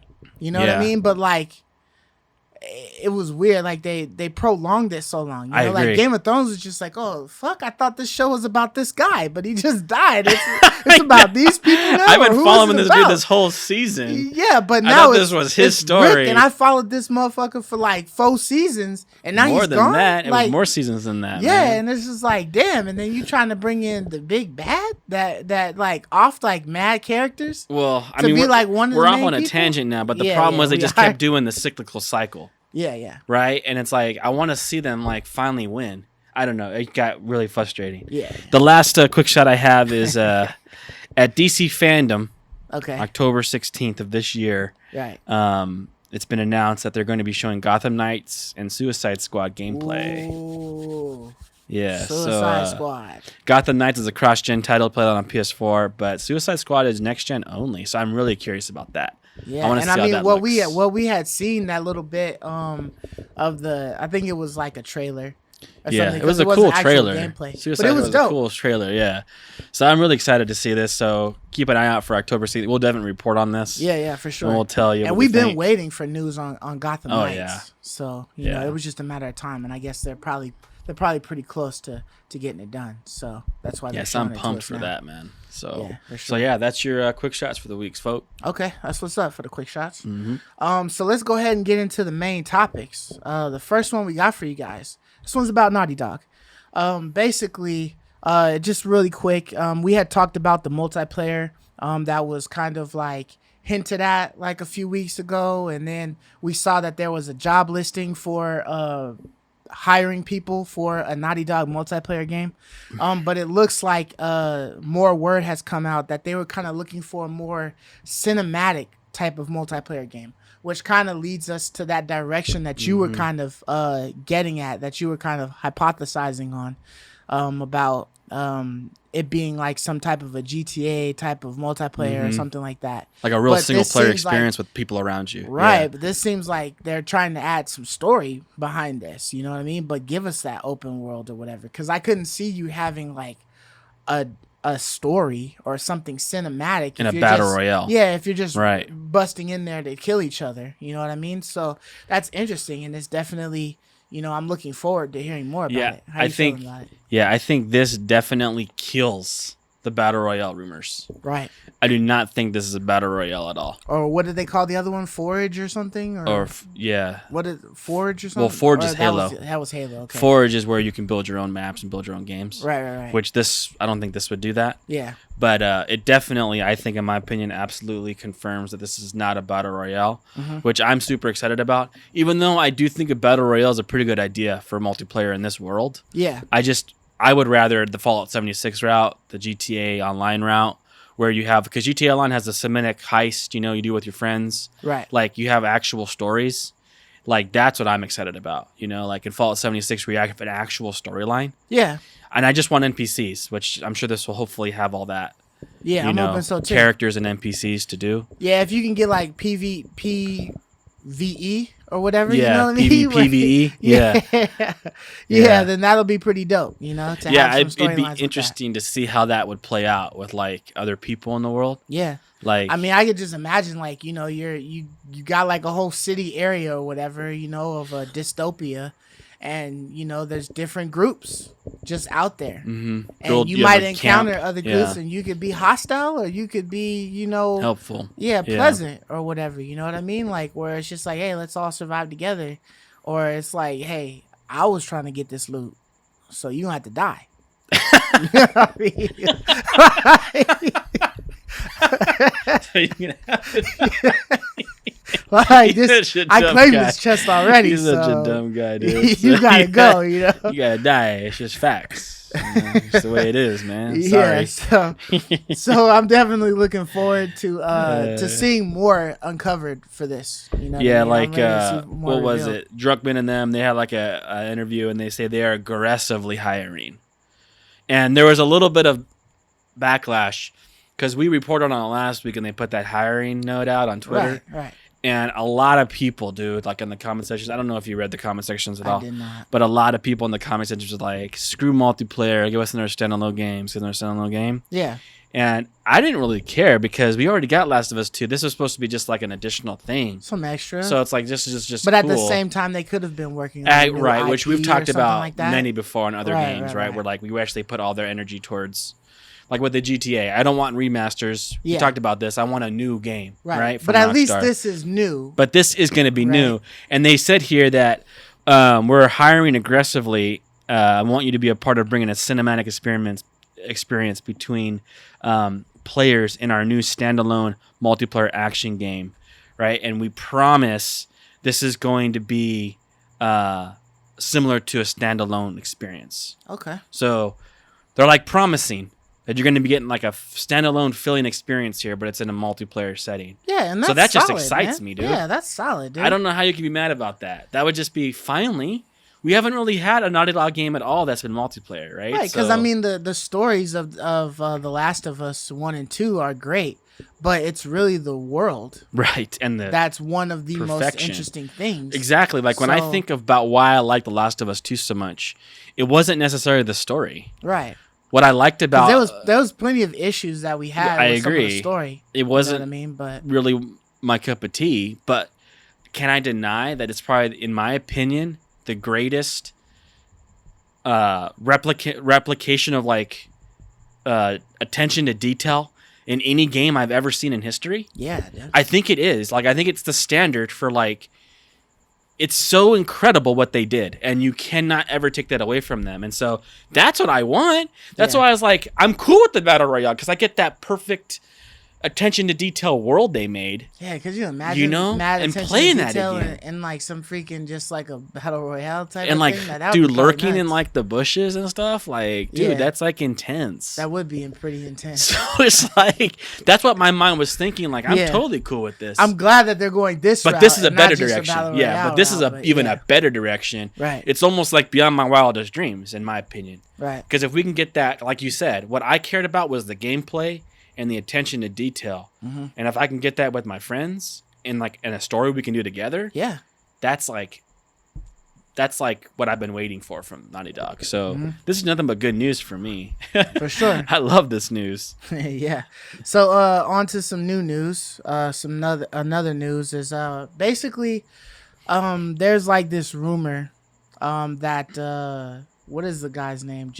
David Jaffe? David Jaffe, the guy has kind of started, and he basically said that Sony PlayStation has something that will basically counteract what Gamepass has got going on right now.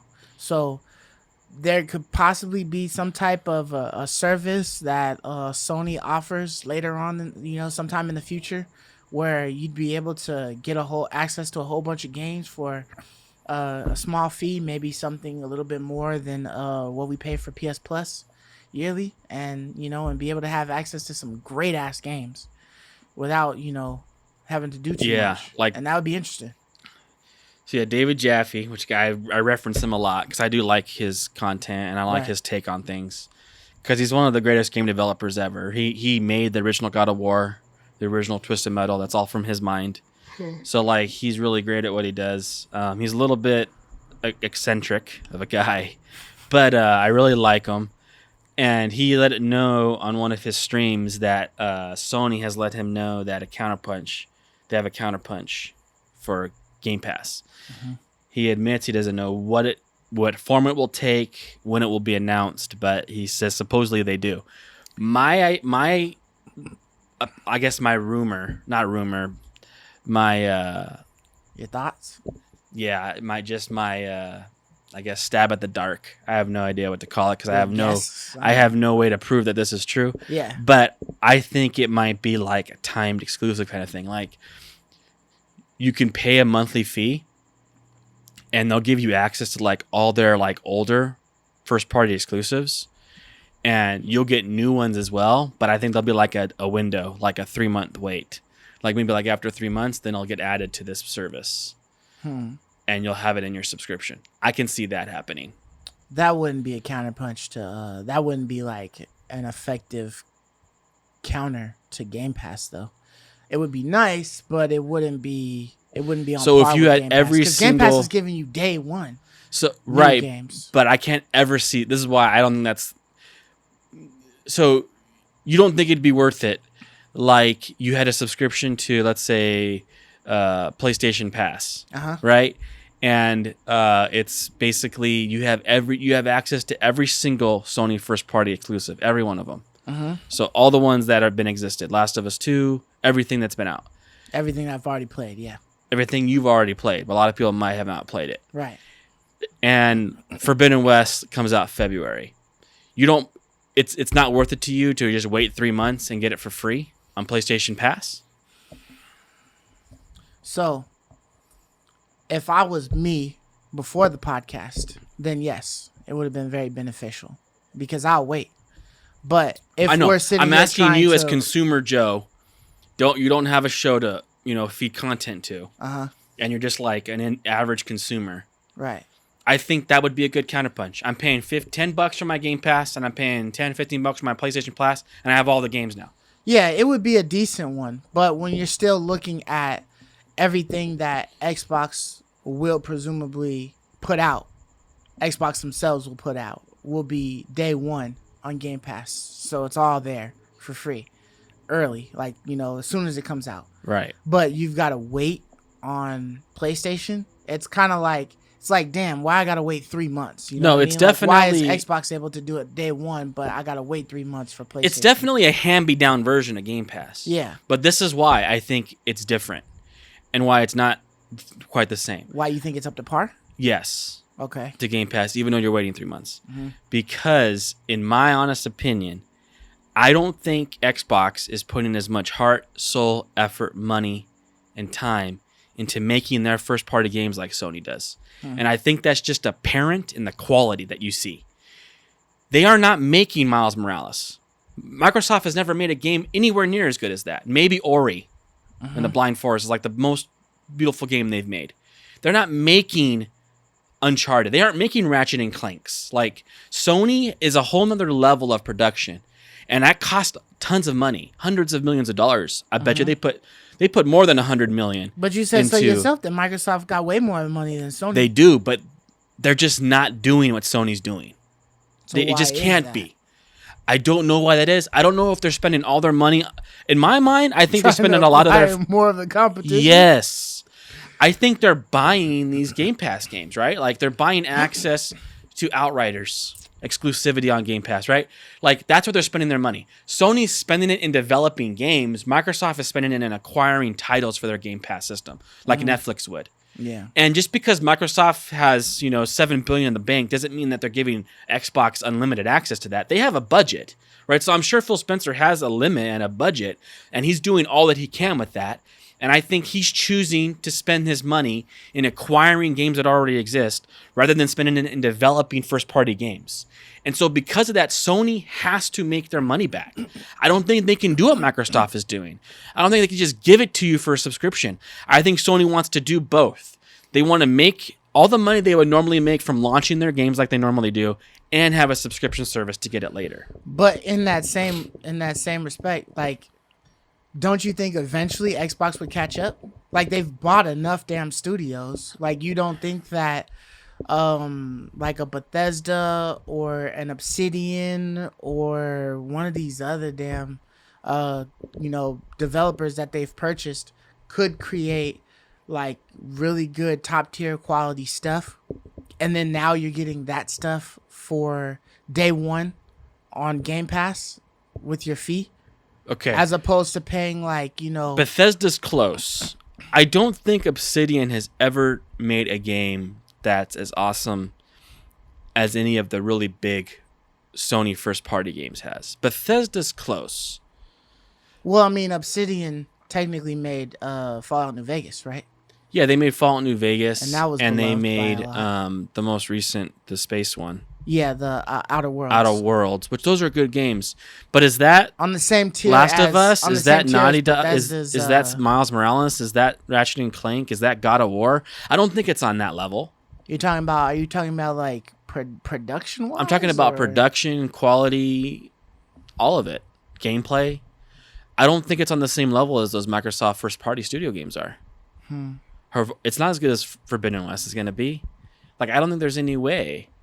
The only one that they have that can maybe do that is Bethesda. They do put really good stuff out. You can't deny Skyrim's a masterpiece. You can't deny it. I'm just saying. But at the same, I kind of feel like Obsidian and Bethesda are damn near on the same level in a sense, because I think Bethesda's better than Obsidian. Obsidian was able to put out Outer Worlds, and you could say that Outer Worlds is literally like Fallout, but just in space. Like, they're giving you like the same amount of gameplay. Right. They're more like copycats though than like. Yeah, copycats, but I'm saying that they're able to give you what Bethesda is giving you. Yeah, they're like Blue Box. Like, Blue Box Studios is really good at like making games that already exist. I don't even want to talk about Blue Box, but yeah. I know. Maybe we'll see that at revealed at the. We don't know what event. they got. Yeah. They ain't got. I'm just shit saying, right I'm just saying, Obsidian, any game that they made on their own, now. is not been like that level. Like, so they took Fallout's engine, they took Fallout's ideas, and they made New Vegas, right? And like, it's good. I love New Vegas, but they didn't make Skyrim. Like, they didn't create that whole lore, that whole world, that whole story, the whole concepts there. Like Bethesda did that. You know, like, I think Bethesda is top tier. Like, I don't know if Bethesda's like Naughty Dog level. Yeah. Like, in my opinion, I think Naughty Dog and Rockstar are the two greatest game developers on the planet, in my opinion. But let's say Microsoft someday spends $25 billion and buys Rockstar. I don't know, dude, what it would cost to buy Rockstar. Then you might have a studio that's like producing games. I don't know what third-party studios are out there for Microsoft to gobble up that match Sony's first-party studios. I guess is what I'm trying to say. I feel like it would To be counter what it you would were have to saying. be the effort, right? The effort and I know. I don't know. Sony has a a. different. They're different there, man. I mean, I don't know. Maybe their engine. Like, I mean, obviously Bethesda, and I guess rightfully so, Obsidian isn't gonna get to that level if they keep going on with their proprietary engine, because their engine is just subpar compared to Right. like Unreal Engine. You know Yeah. what I mean? We see what Unreal Engine 5 can do alone. So I don't think it's touching, you know, what Miles Morales has been, or what Horizon has been, or God of War, Ratchet or, and Clank you know, is just even Ratchet and jaw-dropping. Clank. You know what I Yeah. mean? Because their engine, I think their engine is the limiting Well, yeah, and they factor build of their it. own, and they put all the effort into what they want it to be. And Right. Naughty Dog does that too. It's their own engine. Yeah, And so, yeah, that's a big part of it. And that's what I'm But just it's, saying. Like, it goes back to my HBO versus cable thing. Like, Right. I just don't think that Sony can really afford. Like, I don't think, you know, it's harder. Like, HBO can never give away their shows for the same price that, you know, TNT does, right? Like, they could never do it. And so that's why my guess, I don't know what the Counterpunch is, but my guess is it's going to be some delayed, you know, exclusivity. Like, I think they make you wait a little while. yeah. I understand what you're Yeah. saying, and I could see where you're saying that, you know, because they're still gonna want their money Right. and whatnot. But at the same time, when you've got a lot of subscribers and you're giving them access to this, I feel like you would still make quite a bit of your money, you know, because this is a monthly thing. You don't drop games every month. You know what I mean? So there's those stagnant months where there's not going to be any new first-party game title from Sony, and that's where they're going to make their money back. You know what I mean? Because people are still going to subscribe. You know, it's like, 5-minute, 5-month intervals or something like that Right. between each new first party game to be put up on there. I think they would still get their money back, even if they had like their reduced numbers, you know, after the world's been opened up, you know, from COVID and stuff like that. Yeah, like, I think it would still counter it, like where they would still make a bit of money. But I just think like they would do like as much as we've seen, It's worth it. PlayStation be greedy, like let's say they released a game every 2 or 3 months, because they don't release a game very often, Right. but you're getting like 4 to 5 first party exclusives a year from Sony. And let's say you're paying $15 a month, like that's $180. how many have we gotten so far this year? We've gotten, well, Returnal now would be first party, Ratchet and Clank, Bugsnax. Bugsnax. Wait, Bugsnax wasn't first doesn't party. count. Yeah. I mean, we were supposed to get Forbidden West this year and God of War this year. There were some games we were supposed to get this year that were not. Right. So I think this is an anomaly because of the COVID, and we've had this conversation. Yeah. But I think generally speaking, you get about 4 to 5 Sony exclusives Sony's. every year. Okay. And times that by 70 now, like that's like $350, you know? And so if you're paying $15 a month, so like 180, you're getting quite a bit of value for your money, even though you're waiting 3 months for like a game to come out. Like you're Right. saying, you're still getting quite a bit of value because you don't have to pay the $70 fee, right? So, But essentially, you would get less, right? You would, if you're dropping 5 games a year. Like, I mean, depending on when the games dropped, I guess maybe you see all 5 of those that year. But if not, you might. yeah, get I'm like assuming 3 or you would 4. see 5 games a year in a normal. Because if world it's 5, year. if they wait in 5 months between each drop, and then when that drop happens, you gotta wait 3 months. Like your number of games is gonna dwindle down to like maybe 3 No, out of like, the 5 or something. No, the longest window you would wait, I think, is through the summer. But I think otherwise, every month or two, you'd be getting a game from Sony. That's a first party game, I think. Okay. I think it'd be worth it. But yeah, But I yeah, mean, it's not quite Game Pass, but it'd be worth it, I think. Yeah, I mean, right now it is just a rumor. It's not factual, so we have to wait, keep our ears open. Or In like the maybe streets like a to see. Disney model. You know how they make you pay a premium to see like the brand new movie? Some Okay, of them. like half the price to get Yeah. access to the game. Right. You pay like a third because you have your subscription, you have access to all their first party games, but then like you pay a third of the price of the game to get it day one because you're paying the subscription. Maybe something like That might that. not be that. That might not be that bad. Yeah. If you're looking at it as like it's a yearly thing, like how you pay like presumably 50 Right. bucks for a year of Right. PS Plus. If I pay like 70 or 80 bucks, a year for the PS Plus with access to the game, It's going to be more than and that, then but I yeah. pay like I'm able to pay like $30 to get the game day one. That's not bad because Yeah, it's- I don't want to put a price on what they would charge, but Right. I'm saying maybe they might do a model like that because Sony is like Disney in the sense where they have a lot of exclusive stuff. Like Disney has so many movies that they can make their own movie service just with their own content. And I think Sony is similar. Like they can almost run a streaming service with just their own content. They have so many games, yeah. So something along those lines. All right, so on to the next topic, and this is miserable. Dude, it's kind of But sad news. basically, this is the next topic is about China and how they've limited kids to playing video games, online video games or whatever, to about 3 hours a week. So this is essentially under the age of 18, mind you. You'd be able to play 1 hour of video games between 8 and 9 p.m. on a Friday, Saturday, and Sunday, as well as public holidays. So that means if you had the day off because of a holiday, you only get one extra 1 hour hour, dude. to play. And that's kind of fucked, man. Like, That's scary. I mean, thank God I don't live in China. I know that the Asian countries seem to focus a lot on school and stuff like that. Like I think Japan has school 7 days a week or something like that. 6 days, Saturday, 6 right? days? They go Saturday. Yeah, they have Saturday. So that's like crazy. When we look at it with our curriculum schedule and stuff like that in America, but to be limited like this, like is our video games really taking that much of your time, or are they really hindering you that much that they would deem it necessary to regulate it like that? Well, what's nuts to me is like, I don't know, we're all thinking through our American lens. We're here, we have liberty and freedom, and like we just think that's the parents' job. Like it's weird to think to me like That the government that the would have to government take thinks like they know better than the mom and dad do. Like, Yeah. why were they given the right to determine like what's best for your kids and like how best to raise your kid? That's what's nuts to me, that the government can just come into your house and tell you how to regulate your kids' hobbies. That's like mind blowing to me. What's also crazy is that, at this day and age, people have been able to make video games like, their livelihood.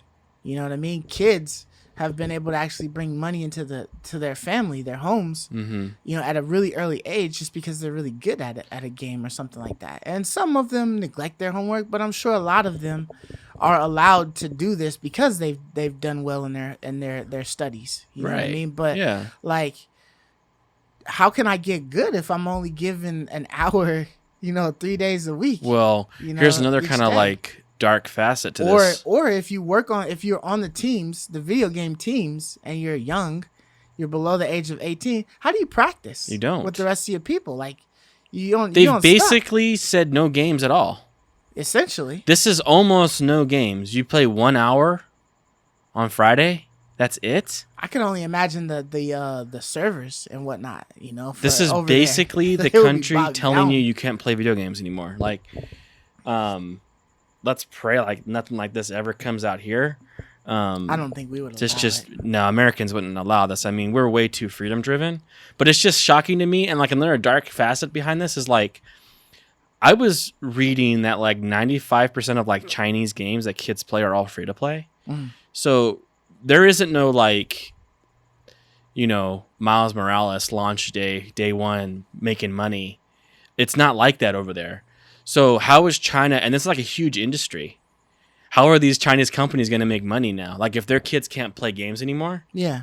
where do they come? Here. And I can see them like expanding their tentacles into more American development companies, and this can be like, I don't know, this is just like a potentiality. Yeah.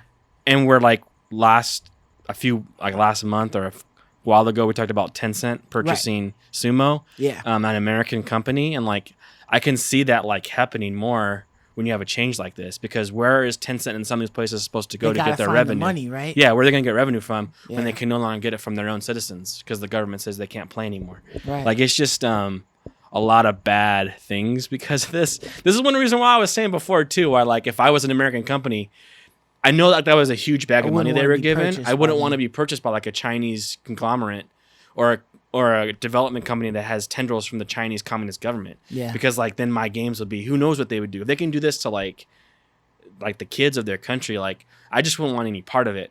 Even though I know that's like a huge bag they handed them. Mm-hmm. It's just a lot of facets here because of this. China's just been in the news with gaming for a while now. Yeah, and that's interesting. You know, it seems like that would be the way to go, right? If you're limited to 3 hours of gaming a week, why spend any money on exactly because you wouldn't be able to enjoy you it. Can't so play why it. not? Why won't I just play all the free games that I can? Mm-hmm. You know, within that hour. You know, like so there's no revenue there and the kids aren't going to really be incentivized to spend a lot of money because they can't use their stuff. Yeah, I won't be able to. See I have that no until time next to week. enjoy. Yeah, I won't be able to see that purchase until I bought next this week. skin, but I can't really look at it until exactly. Next week, like it's just bad news for the gaming industry over there. Yeah. This rule. It's rough. Yeah, and it's just, of course, it's just anathema to Americans. Like, who are they? Like, we hate the nanny state. We hate when the government tells us to do anything, you know? Like, we backlash big time. Yeah. And, like, just imagine, like, we can never think of that here. And so, it's a trip. I mean, we wild out when they start trying to regulate, like, we get mad with the mask. ratings and stuff like that. For yeah, we get mad when we wear a mask. I mean, we just hate, ratings. We get wild out with ratings. They've always been trying to manipulate the video game world and stuff like that and make tons of regulations, but they always try. It always fails. To stand the test of time. But I mean, that's interesting. So some other news. Recently they started dumping a buttload of Far Cry 6 information out there. They're really trying to sell the shit. It's never ending, dude. I'm not even sure why they're pushing so hard because this is like once you told us the dude from Breaking Bad was gonna be the villain, we were buying for it it already. It was already sold out. You know what I mean? Like, so you didn't really have to show us much more. But yeah, they going in depth, and there was tons of shit out there for Far Cry 6, and it all looked pretty good. I thought that it was interesting. Remember before when we were seeing pictures of third person perspectives and stuff like that, like, oh, maybe we'll have that option to pick it. And no, it's still Far Cry 6. It's still Far Cry where everything is in first person, but they do give you those couple of abilities and stuff, animations, right? I guess you would say, that like when you use an ability like your backpack or something like that, it'll pull it back in third person perspective to let you see how cool of a spectacle it is or whatever. And so that's interesting that they would do that. That kind of like helps me understand like there's not too much crazy customization as far as your character's concerned, but there is a little bit here and there. Well, with there's more customization with your pets, right? Your amigos, because you see those all the time, right? But and everything is your gear now. Yeah. So there's no leveling up anymore. There's no talent tree. I thought that was interesting that you could just have like a backpack full of like different guns and shit. Yeah. And just decide like what gun you want to try. Right, and you're switching out between them all. You had to dump them shits on the ground. Like when you weren't using them, you had to swap, swap out, and you only had like 2 or so choices. So that's pretty cool. Yeah, like it was really interesting. It's a different take. One thing I was thinking too as I was like watching this, it's like I don't understand, man. Like why Ubisoft always feels like they have to switch it up all the time. Like, you know how you went from like Assassin's Creed like 3 and then they brought out like AC the Egyptian one. Origins? Yeah, Origins. Uh-huh. And they changed the gear where it was like you were collecting blue, purple, epic, and legendary gear. Right. Yeah. And then they kept that for Odyssey, and then they changed it again in Valhalla to the level up system. You leveled your gear up, rarities. Yeah, but didn't they still have rarities though? No. They still had rarities that you could find. No. Everything was. I mean, you might have been able to find like you could find special some that piece, were a little bit more upgraded. but every than piece the of gear others. you found was like Can base. be a legendary or Yeah, whatever it can it be is, a legendary. mythic or It wasn't something like that. set in place. Yeah. So it was like I don't know. I don't know why they feel like they keep having to change it. And like with Far Cry here, like I like leveling up. I like getting a new level, go to the skill tree. Like everything is your gear now. So like your gear gets stronger, so your guns get stronger, and like as you equip those more powerful things, you can modify them, change your guns. Right. Your guns get stronger, which I love all that. Yeah. But that's like the determining factor. It's kind of like real life, right? Like that's what actually would determine like how strong I am. Yeah. Is my arsenal. The new shit you right? can get, The arsenal that I have, the more firepower my gun has, the stronger I get. I'm just curious how that plays out as far as like my desire to want to keep hunting for things, like and killing things to level up. Like like I like games where like they give me something for like killing just for killing. Yeah. Like I get something for it. Like I like games like that, and I don't know how like that's incorporated here in Far Cry 6.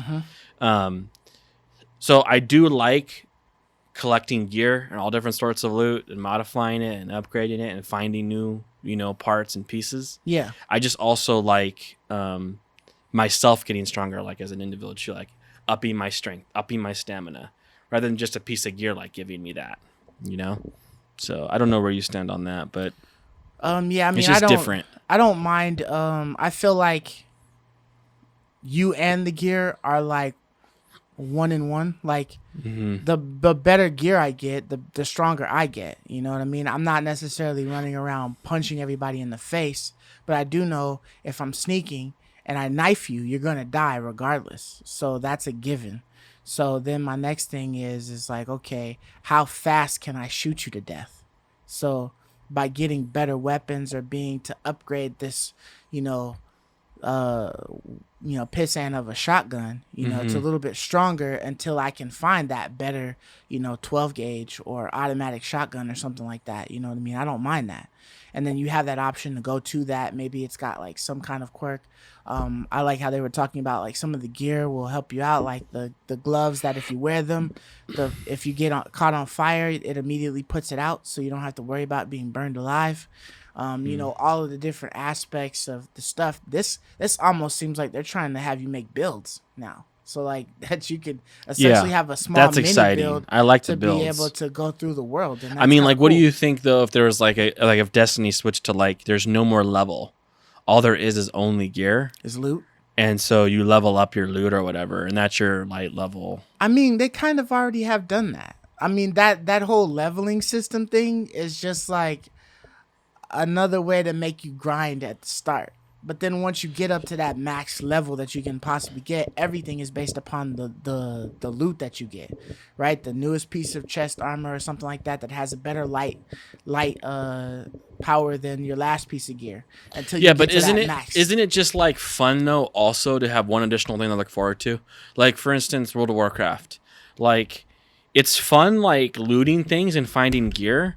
But it's also fun, like, killing lots of things. And then when I kill something, a ding occurs. Like, oh, cool, a new level. What new item did I just get for that? Like, so I'm getting something for, like, everything I do. Like, when I'm killing the enemies and killing the boars and the skeletons. So you're talking about that's skill adding tree. something to... Yeah, that's adding an additional thing to collect. I'm collecting experience, right? And I get something for that. Where this is, like, only collecting loot only. So I'm wondering, like, how that will play out. That's all I'm saying. Yeah, I guess it would matter more so about the different variations of loot that they have, and if you're able to. Yeah, get if my that's loot really levels cool up and there's like talents on it, maybe that's cool, and that happens when I kill things and use it. I'll just have to see more about like that dynamic. Yeah, well, I mean, we already, like I said, the gloves that just stop fire. Like if you're burning, it just stops it. Like Right. There's got to be way more loot that just does things like that. You know what I mean? And then there's probably like levels to it. Like if it's That's what I'm saying. I'll have to see if there's like, that, and maybe you get a new ability. Yeah, or maybe if it stops you're- fire quicker. Yeah, or you're who able knows? to upgrade it to take who more knows what it damage or is? something Yeah, like that, to like I make just it like I said, viable. I just want to see like what they do because I like that. I like when I'm killing things and I'm doing things, I'm collecting experience to get myself stronger also. Right. I just want everything I do to be worthwhile. Yeah, and it might not be like experience you're collecting, but it might be like the loot that they drop is what makes you better. And that's kind of like experience, right? If you're killing things and they can drop stuff that will eventually like make upgrade you stronger. materials or something. Yeah. Yeah, Or something like that, you maybe. know what I mean? But yeah, I'm definitely I want to see that too, but I will see it because I'm gonna get this game. So, I can't wait. Like I said, I'm aching for a open world game for sure. And so it's been a while. We were just talking about that, man. Like it's been like probably a year since a real open world game has come out, or that I know of. Unless there's a great one that you know of, like let me know down below that's come out, because if there's like a multiplayer. I haven't seen them. So. Yeah, I haven't seen them come out. So yeah, for sure. I can't wait. Like I'm excited for this one for sure, man. Yeah. So for the next topic, we did mention, I think last week, I believe we mentioned DokeV and how awesome we thought it was looking. And I told you that I was digging in and trying to find like as much info as I could. And we happened to come across this about DokeV no longer being an MMO. That was one of the things that when I had originally searched up information on DokeV, it was listed as an MMO. It is currently still listed as an MMO. But, however, the director of the game has said that this will not be an MMO. This will be a single-player experience, which is kind of disappointing. Well, they didn't indicate whether there's going to be single-player or not. So maybe there's it's like no some indication co-op? on if there will be multiplayer at all. So it's like one way or the other. I don't know. But it's definitely not an MMO. And they came out on their official Twitter, and they said, just to clarify, was initially introduced as an MMO, but we decided to move the game in a different direction, and it's now a creature collecting open world action adventure, which is basically Pokemon. Yeah. Which I'm not mad about, but I'm partly mad about because I did want to play with friends. Absolutely. Yeah. So as long as they at least maybe have a hop in, hop out, that'll be enough for me. Like that'll be enough for me. Yeah. Co-op like a hop up to like 4 players or something. That would be enough for me. Yeah. I don't know. My first thought was time. Maybe it will take them longer to develop a game that's an MMO versus like a single player experience, because you have to develop a system in which people can play together.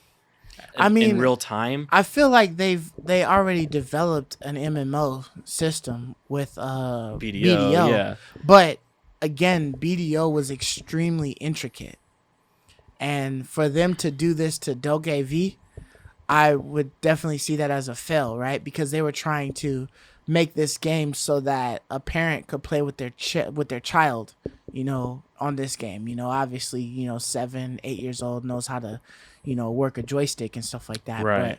But, you would essentially, this would be like, people of all ages would be able to enjoy this game. And if you make it as intricate as BDO is, I don't think a kid would be able to grasp it easy enough. I think after time, they would get it, but BDO is pretty detailed as far as like the options you have and stuff. The shit was made for PC, not for console. So it works better as a PC game, but it's super intricate. So to throw that type of system into DokeV for what it's supposed to be for, I think would definitely harm it.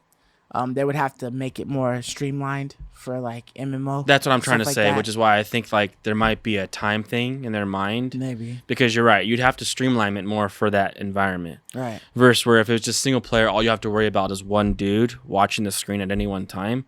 You don't have to incorporate it for everyone around that person. So it's like, it is a different system setting like you're mentioning. So that's what pops to my mind. Otherwise, I don't know why they'd make this move, because it's a great idea for an MMO. It seems like they changed like a lot of things though. Like when they first announced it to now, they've like changed a couple of other things that that they were originally stating, and then they like we changed that or whatever. Right. So hopefully the changes that they've made haven't like drastically changed, altered what we've seen. Yeah. And hopefully it still looks as good and can be as interesting. I think as long as they keep some type of multiplayer aspect on it, giving you a co-op or giving you a server with 10 people. I hope so, that you can like hop in and hop out. I don't know if that blows up their streamline or what, but yeah. I don't know. Either way, this doesn't make me any less excited. It's like a disappointment, but I'm still it's super definitely a pumped. disappointment. But we are. This going is to my play favorite this thing I've seen this year. Yeah. That's new. Right. That I can't wait for. So it's like I can't wait for this one. So I'm excited either way. But yeah, that was a little bit of a downer, man. Like right when I sent that, that's like, what? Yeah, that it's sucks, like, damn. dude.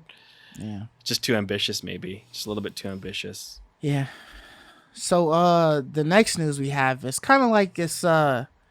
It's like a leak, but it's unknown if it's real or if it's fake. I think it's fake, but it could very well be something real. But there was leaked gameplay footage of Mandalorian, a Mandalorian game. And essentially it had, this video of the Mandalorian going through some type of a ship and just shooting stormtroopers and stuff like that. Opening up a chest and collecting loot like upgraded gun or something like that. It showed on there or whatever. And it seemed like real simple and it looked cool. I would love to see more of it. I don't want to just shoot people. I want to see like the melee and things like that and see, if it's giving me like, Force Unleashed vibes or something like that and that, of that nature or whatever. Yeah. But, I definitely thought, I definitely think it would be cool. I thought that the Mandalorian sheen looked really nice. Like it looked shiny and shit. Oh, his character armor? Yeah, like his armor was really gleaming. Yeah. That didn't look like totally, whatever dude. that still is. Bezerk or whatever. I forgot whatever still that they make their armor out of. It looked too shiny for that. He was chromed something. out. Yeah. Beskar. Something like that. Like I agree. Like when I first saw this, it looks polished in some ways and totally alpha in other ways. Like it's got a little clunk to it. You can tell when he's moving and swinging around and stuff. It's a little clunk. The AIs didn't seem smart at all. The AIs didn't seem smart. It's not the most detailed like ship he's moving through, but it's like good enough. Yeah. But he moved around really well. And like when he held his gun out and shot it, it felt very kind of like weighty and powerful. I was like, that looks fun to shoot that gun. It was very accurate. Yeah. It was hitting hard. Like that looks pretty cool. I kept waiting for him to pull out his spear, and like do a little spear combat and see what the melee was like. Throw his javelin or something. Yeah, throw his javelin. He never did anything physical combat wise. And I also really liked the idea of like him pulling up like his little map on his arm or whatever. So it wasn't like you opened up a whole screen. It was like all like in the UI. Right. Which like that was really unique. I was like, that's a cool idea. If this isn't real, which this could easily just be fan made and like some, modder out there. Yeah. These people are crazy. That's what I think. Like, is this just somebody modding something like maybe PlayStation Dream or something like that, and they created this? And I think so. Cool, I think it might be like I kind of tend to agree with you, I don't know. but I think at the very least, like it demonstrated a what the game could be. Yeah, and this wouldn't be a bad game. I think like if you think about it now. It wouldn't be a bad game. Sometimes you think about these Star Wars and you're like, would that just be a corny game, But like when you see it in action kind of things, you're like, okay, that might be fun. You're kind of like a powerful dude. You're shooting, you're hitting hard. You have, a physical melee. You have your Beskar or whatever spear, and you're like, a badass. The comment would be cool. It just needs to be it needs to be polished up. It's very clunky in some regards, but it was well done enough to make you wonder if it was real or not. Yeah, yeah. Sure. It's like, is this real or fake? Yeah, and the reason why it seemed more like it was a mod or somebody who created something, like maybe it was like a pitch or something like that. But they were like at the start screen and they were like slowly going through each one and then coming back to it, almost just showing like, oh, this is what it could be like or something like that. It was and a good looking title menu too. They had Guru or little baby Yoda there. Yeah. He was kind of like animated. Yeah, it's decent looking. I was like, that looks real. That looks like a start screen that I can see like Activision making or whatever. Yeah, but it looked a little basic for like. No, but I mean, like nowadays. it was modeled in a way that I could see like, okay, I can see a developer doing that choice. Right. Yeah, it did look alpha still. You're right, but I'm just saying like it was, naturally done enough that it was making me question on whether it was real or not, which is why I ended up sharing it with you, because I was like, dude, is this like really a leaked game? Because it's like crazy enough that maybe it is. Yeah, for sure. But probably not. But you all should check it out, man. Yeah. If you can get the footage on there, like see what you guys think. Like it's I will it's pretty definitely surprising. attempt to give you guys a clip of this and see if I can put it on there. You know, last week we had some issues getting DokeV and Vanguard trailers on there and whatnot, but yeah, I'll try to show this on there.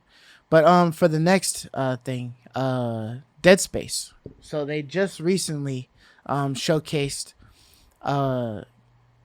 basically the devs showing what they have so far Pre-alpha, in the remake that they're doing for Dead Space, and they were showing comparisons, you know, of like what they originally had. They said that they used the original stuff from the first game, and they just wanted to expound on it and resurfaced it and repolished it and remade it all. Right, and it was actually looking pretty remake. interesting. Yeah, I mean, just the change in lighting and the moods and stuff like that of the rooms kind of changed, like the fog how the game and the looked flickering and lights and the dark corners.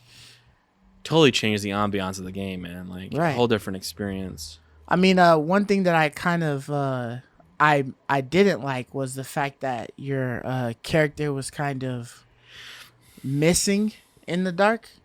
You know, because it was like so dark, like in the original, your character was always like highlighted to a sense. The world was dark, but this one, your character is actually in the shadows. If you go into shadow, you're shadowed, right? Yeah, it looks like you're in the shadows, and I guess that's like realization. You know, that's realism or whatever. But I kind of missed, you know, the fact that your character was like fully bright. You know, you can see where he's at, but I definitely like the way they're going with it. They gave like a really good breakdown. You know, they were like extremely transparent, like showing us like the freaking test rooms, and you don't ever really get to see that, you know, but like all of the different random objects with like no skins on them, you know, just little boxes here and there, and then showcasing how their physics works and stuff, you know, like they really wanted to emphasize like dismemberment is like one of the things that they really tried to excel in on this. Like, you know, the fact that you could hit certain parts of the body and pieces would come off. And then if you were to hit in the exact spots for like bones, you could break a whole arm off or whatever. The game before, if you had the right weapon, you could just literally cut through a body part and just dismember. If it was powerful enough and the enemies were gonna, you know, we talk a lot about like destructible environments. Well, this has like destructible bodies. Yeah. Like every little part of it you hit, like a chunk of flesh flies off, you see bone underneath. It's very realistic. Yeah. You know, what's really neat about this is this is different. This is kind of almost falling in line a bit to what we were talking about a while ago with the whole release date fiasco and should pre-orders even exist and stuff. And we were talking about the notion that why don't you just release something and put it in early access? Right. And you don't release it and we all follow it and see it until it's finished. Right. Yeah. And you can even let people play it. I felt like this was a step in that direction. Like I was not expecting them to do this with us. Like show us all pre-production. This is early pre-production development they're showing us. Yeah, almost give us the process. Yeah, and letting us chime in and hearing our feedback. Yeah, seeing where you're at with the game. How do we feel about it? Yeah. I thought that was wonderful. Like, I think a lot of games, for some reason, the tradition is to make a game behind closed doors. And then when it's finished, you reveal it. And then, like, you either love it or hate it. But what if you're like, hey, we're going to show it to you right now and tell us if you love it or hate it, if we're going in the right direction. That way we know we build a winning product. Yeah. Right? Rather than guessing if we have. Like with Saints Row. Right? Or with anything. You don't know. Or with Defiant X. X Defiant. Yeah. You think you have a winner, but you don't know, and you reveal to the public and they're just like, they shit all over it. Yeah. And you're like, damn. Well, you know, maybe you should have told us what you were doing along the way. 343. And you wouldn't have dumped $100 million. Yeah, 343. You wouldn't have dumped $100 million into this. You wouldn't have shown that shit during the Xbox showcase. Had we known that was ass. Exactly. Yeah. That's what I'm saying. Like, I feel like these guys are learning. Yeah. It's just different. It's a different way of like developing a game, which you've never really seen before. Them sharing us this behind the scenes stuff. For sure. And I appreciate it. It just makes me, I feel more appreciated as a consumer. I feel like I'm taken serious, that I matter. It makes me want to get this, you know, even it makes me want to get it more, because I know what I'm getting now. It's not this hidden secret until 2 months before it releases, Yeah. I don't know. I think it's really neat. Also, I love everything they've done. It's really incredible what they've done already in just early pre-production. They have a lot done. Like, what'd you think about the way the guy moved? He was kind of hunchbacked a bit, and his movement felt like really real. Like the way a man in a suit would like kind of move around. Yeah, like I loved it. Especially when you creeping around corners and shit. You kind of getting a little low. Yeah, you kind of getting a little low, and it's like there. His movement just felt so organic and like real. Yeah, I don't know. I really, it's cool, man. You feel like it's like some Event Horizon stuff. This is like a creepy ship, like. They did emphasize that the suit could change. It's not like the final way the suit would look. Even though I like the way it looked right now. Yeah, looks really good. It's cool, man. This is probably the greatest survival horror single player game. Is it the best one ever made? I mean, maybe Resident Evil. But Resident Evil probably take the title. But this one's like really up there, top 5 at least all time. Yeah, for sure. So this is really cool, So yeah, good stuff, man. Yeah, good stuff, EA. Yeah, it's really cool, and I'm definitely interested to see if they're going to keep this up. You know what I mean? Like showing us as they improve and the alterations and stuff like that they do, because that type of stuff gets the fans excited, or people that weren't interested more interested. You know what I mean? You keep the flame going too, like you're like adding to the flame. Yeah, you're giving something for people to like look forward to. Mm-hmm. And sometimes like being mysterious just doesn't help certain games. So the fact that they're just upfront with everything is cool. So for the next topic, we got the PS Plus games for the month of September. And that's coming up really quick, because this is already the 3rd today. So when you see this, it'll be what is it, the 6th or 7th, something like that. One of those. When you see this, it'll be the 6th. The 6th, yeah.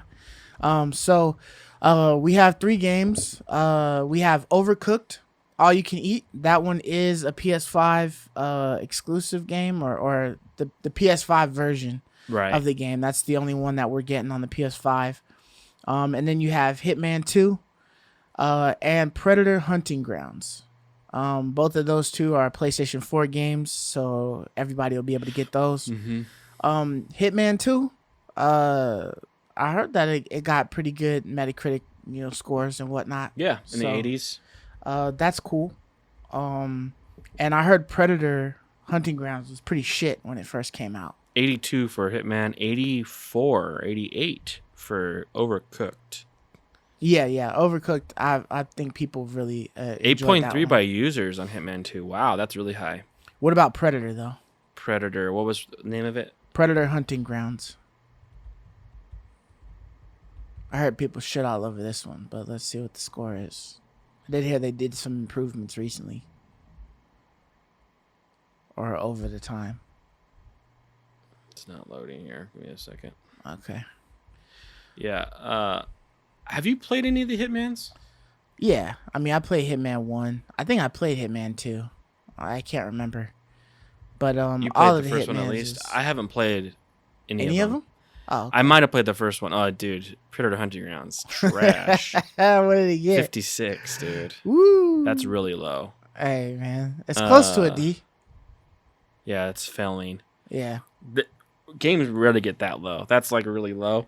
So that's a no buy. I heard there was like a ton of issues with Predator Hunting Grounds at first when it first launched, but over the time, over like a year or two, they were able to fix some of the issues. So maybe these are like terrible. The original bad reviews mixed in with some of the newer ones. Yeah, I think when people review them and they give them their they don't go back and scores, update they don't. them. Yeah, right. they don't go back. Right. People who playing it now ain't gonna go back and like update their score or give their score. Well, there's something to be said for that.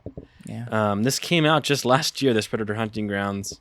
I really was just excited because it had Hitman 2 on there, which I'm always tempted to buy Hitman 3 on the sale. Oh, okay. Because I've seen quite a bit of sales on it. And a lot of people loved Hitman 3, and everyone seems to love the Hitman series quite a bit. Yeah. And so I always wanted to kind of like get into it. So that's pretty neat. That's the full-on Hitman game. It's not like one of those like knockoff side ones that they make. So that one was the biggest one for me. And then I hear a lot of people really enjoy Overcooked. It's like a little couch co-op or something.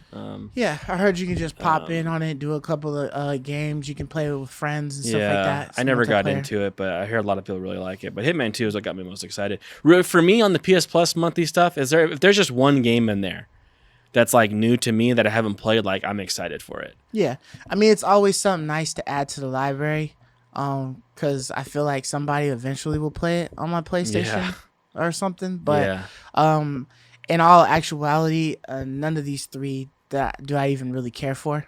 I probably won't try any of them. I probably have to be like, I have to be in that predicament where like I have some of my nephews are over or something like that, and we're looking for a game that all of us can play. Overcooked. Where I would play like Overcooked, and I've got other shit to play before I'd even like play Hitman 2. So that's just how it is. And Hunter, Predator, like it had to be like a special case scenario where like somebody asked me to play with them on this game, you know. But it's essentially supposed to be like what's that one game where you play like the bad guy, or you could play like the good people. I know what you're talking about. I forgot what the damn game is. Yeah. But it's essentially like that. Like you could play as the Daylight, Dead by Daylight. Dead by Daylight, yeah. So like you can play like the bad guy, or you can play the good guy. So you could essentially play the bad guy and just get really good at being the predator, like all the time, and just play that. You know, and then I've heard that with Predator Hunting Grounds, when you play the soldiers or whatever, you have like a mission that you're trying to accomplish during that game. And the predator is just trying to stop you from accomplishing your mission. I see. But it's not like, oh, kill the predator. It's just accomplish your goal. Once you accomplish your goal, you win. So the predator is the only one that's really like stalking to kill. But people don't grasp that concept, and they just want to try to kill. So I see. They end up not doing the mission or whatever. So that's disconnected. It hurts the game, yeah. But yeah, so that's the PlayStation. An okay Plus lineup. games I think better than last month. We We didn't really get anything last night. We got tennis. We got Hunter's Arena. Right. And some other game that I can't even remember that wasn't worth playing either. So yeah, I still haven't checked the tennis one out, and I don't know if I will, but I might give it a go. But I think I would really be more inclined to play the tennis one if it allowed your PlayStation Move controllers access with it. But yeah, so that was the games for this month of September. If you haven't played any of those, then definitely give them a go. If you want, let us know if there was something, you know, down in the comments that you are really looking forward to playing. Like maybe you didn't play that Hitman 2 like Ray did, and so now you want to play that, you know, or you really enjoyed those cooking games. I know sometimes those things can be fun. Or we just way off on Predator, and it's awesome. Yeah, or maybe they fixed the shit out of Predator, and now it's like damn good now, and it's just waiting for somebody to give it a Metacritic bump. You know, maybe you could be that person to set it on the right path. But for the next topic, Project Magnum, there was definitely a teaser trailer that was released shortly, PlayStation exclusive, like two days ago or so. Yeah. But yeah, it looks pretty interesting. It was kind of given like Square Enix graphics on it, but it was like gunplay. You had some grappling hook, stuff like that. It looks like some intense battles. So I'm really cool. Interested to see more about this, you know, and see what they have. I definitely don't want a teaser. I want like a whole gameplay trailer. They did have a lot of scenes in there which look like gameplay, so it would be cool to actually hear like a developer breakdown. I've been seeing a lot of those lately, and I actually like those. Developer breakdowns. Hear from the developer themselves. What they're thinking. What they're thinking about.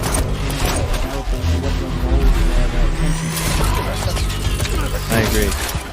Yeah, when I saw this, I really just was blown away by how awesome it looked. I mean, we get new trailers all the time for games that are coming out, but this one in particular, like, it was giving me like Project Athia vibes, you know, like just high quality, like almost like Unreal Engine 5 kind of, you know, quality. And I was like, wow, this looks really next gen. Really, because, you know, I'm excited for a lot of games that come out. Like Far Cry 6 is like high on my charts, but let's be real, like it looks like a PS4 game. When you look at some graphics and some projector models, Far Cry 6, this could have easily, you know, so I'd say the cutscenes. Yeah, like I mean, when I look at it, it's like, oh yeah, that easily could be on PS4. Yeah. But when I look at this, it feels next gen. Like even if this could be on PS4, I don't know. But when I look at it and I see it and it's got a high frame rate, 4K, and like the graphics are like Unreal sharp, it's like this feels next gen to me. And that's what I've been waiting for. Like I always love that fidelity leap we get every year, and we don't seem to see that all the time with a lot of games that we get because they're all coming out for the previous gen. Yeah, we've talked about this before, and so it's like seeing this was like a breath of fresh air. And I mean, this is going to come out on the PS4 as well. Yeah, you're right. Yeah, it does say PS4 presumably. So, but when I see it, it's like, gosh, that really looks awesome. And so I'm hoping that this delivers. I mean, on PS5. Honestly, we've seen some top tier graphics from certain games. You know what I mean? Like certain games, like The Last of Us 2, you would look at it and you'd be like, "Damn, this was on the PlayStation 4." Like that's nuts. Yeah, that's crazy. You know. And then like a lot of the Final Fantasy games, some of the most recent ones, just like look 15 better than and other stuff games, like right? that, they just look like damn good. Yeah. You know, so it's just like shit, man. Like Final Fantasy has always been able to create really good CGI cutscenes. And then, you know, if you can get it looking really good in the game, you just winning. Exactly. But, this seems like it's on that level. The combat looked really fun too. Cool explosions, cool powers, cool guns. Right. So it was just one we wanted to touch on and let you guys know about. Project Magnum.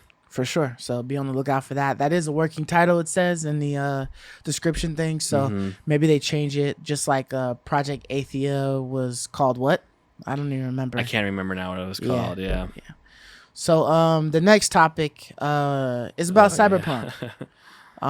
So, you know, we've been constantly getting little small updates here and there about Cyberpunk.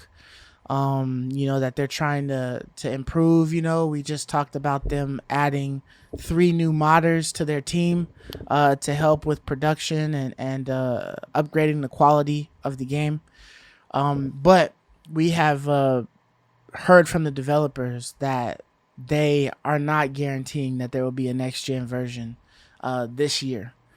It's like a strong possibility that it could be a fuck no, that it's coming out this year. I don't know why they did it this way, man. Like, why didn't they just say we're not bringing it out this year? Like, why leave the window open to disappoint people? Right. That's yeah, weird right. to me. Why leave the possibility? I'd rather you told me no and then do just saying. Like Halo, you know, and be like, totally no, agree. It's not coming out. But then, oh, yeah, it's coming out. You know just what I mean? tell me like, no. Yeah.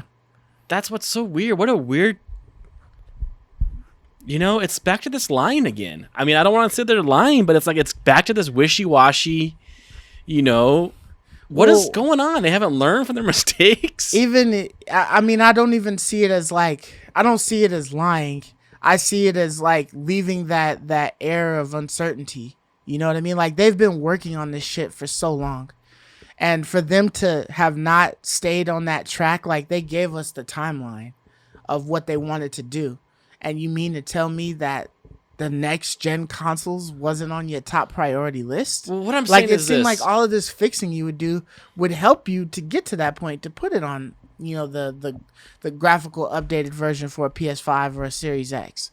Why are we still playing with this? It's like, okay, what I mean by like the line is like, I know like they're doing it to like cover themselves from lying. Like they don't want to come out and say it's releasing November 24th and then they miss it. Right. So they're giving themselves an escape route. But for me, in my mind, the reason why I say lying is because you know how it's going. Like, don't play with me like we don't know, it might make it. No. You know how it's going. You know if you could make the deadline or not.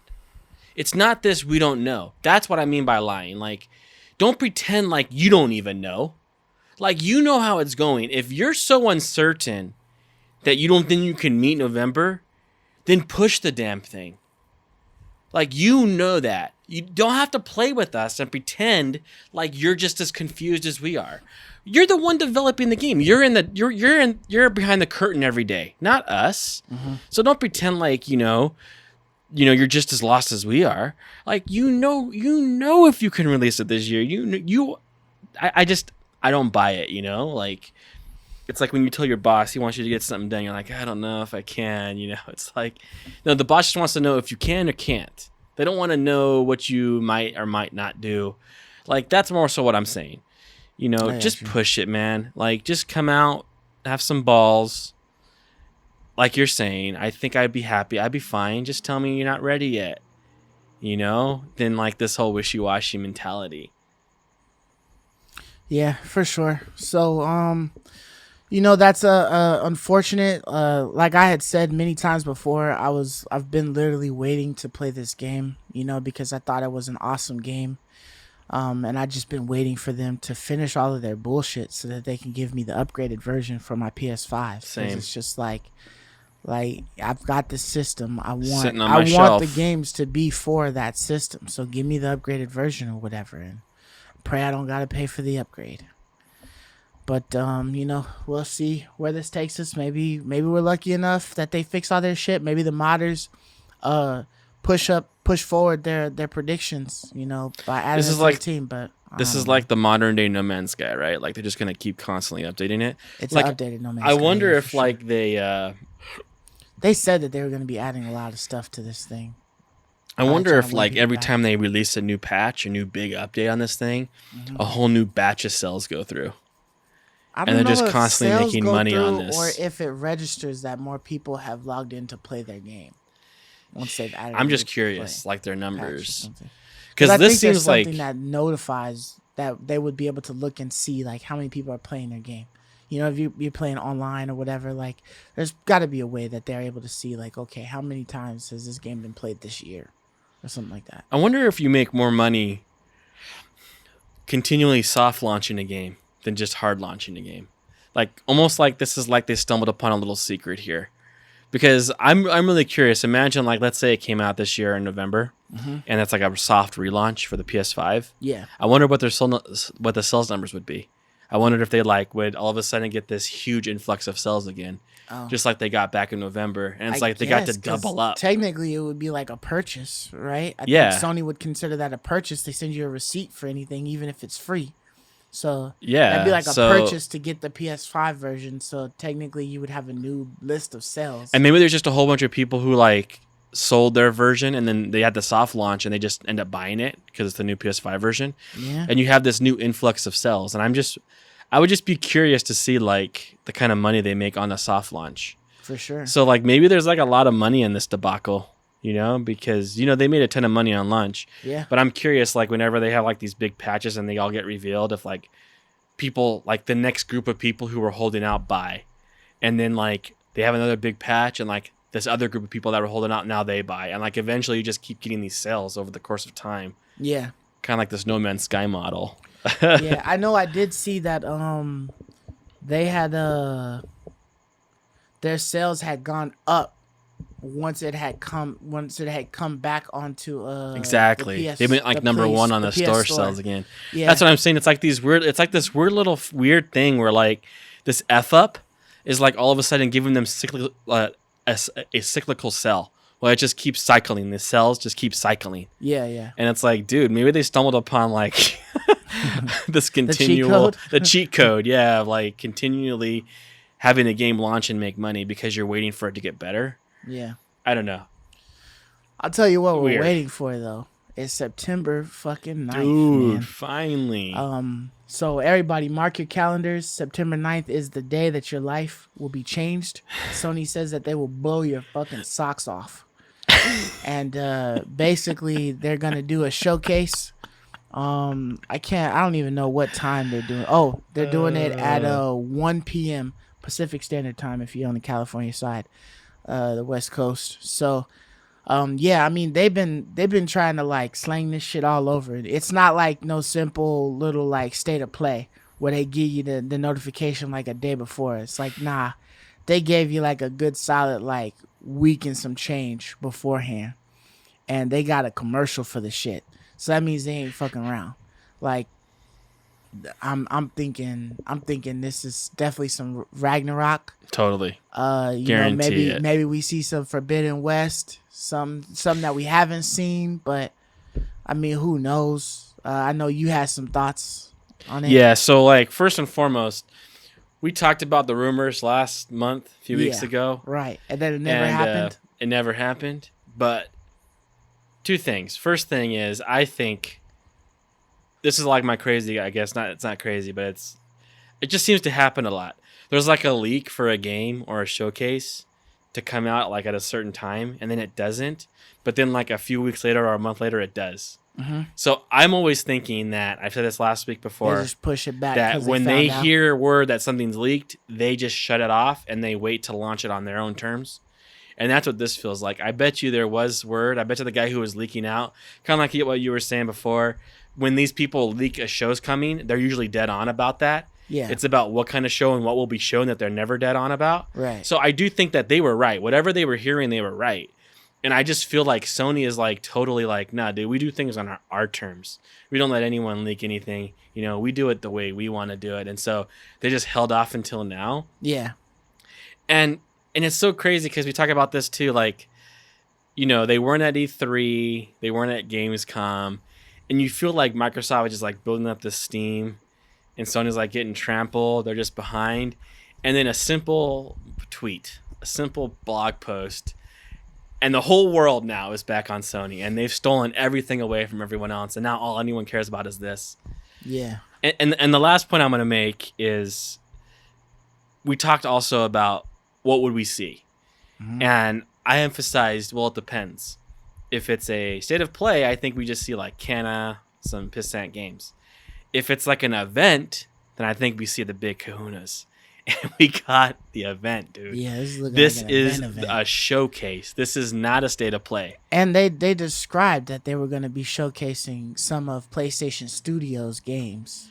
Yes. And whatnot. This wasn't like, oh, we just going to show you a couple of indies or whatever, you know. They kind of downplay the shit, and they don't give you a trailer for it or whatever, but they gave you like a video, you know, or some graphics and stuff. Granted, it ain't nothing crazy, but it's just like you took the time to do this and not that little one where it's just a PlayStation symbol in the blue background. Like, yeah, this is like some intricate shit that they created. So, you know, it definitely means that they mean business on this. Yeah, they got the rhinestone, you know, Xbox, the blinged out PlayStation logo, triangle, circle, X square, right? Like they're trying to tell you this is like the coup de grace, right? Like this is our premium stuff. Yeah. Like they're making it look premium, and so it's like I feel like it's going to be premium things, and so that's why I definitely think absolutely God of War is going to be here. Right. I think we're going to see probably some games that we haven't heard of yet.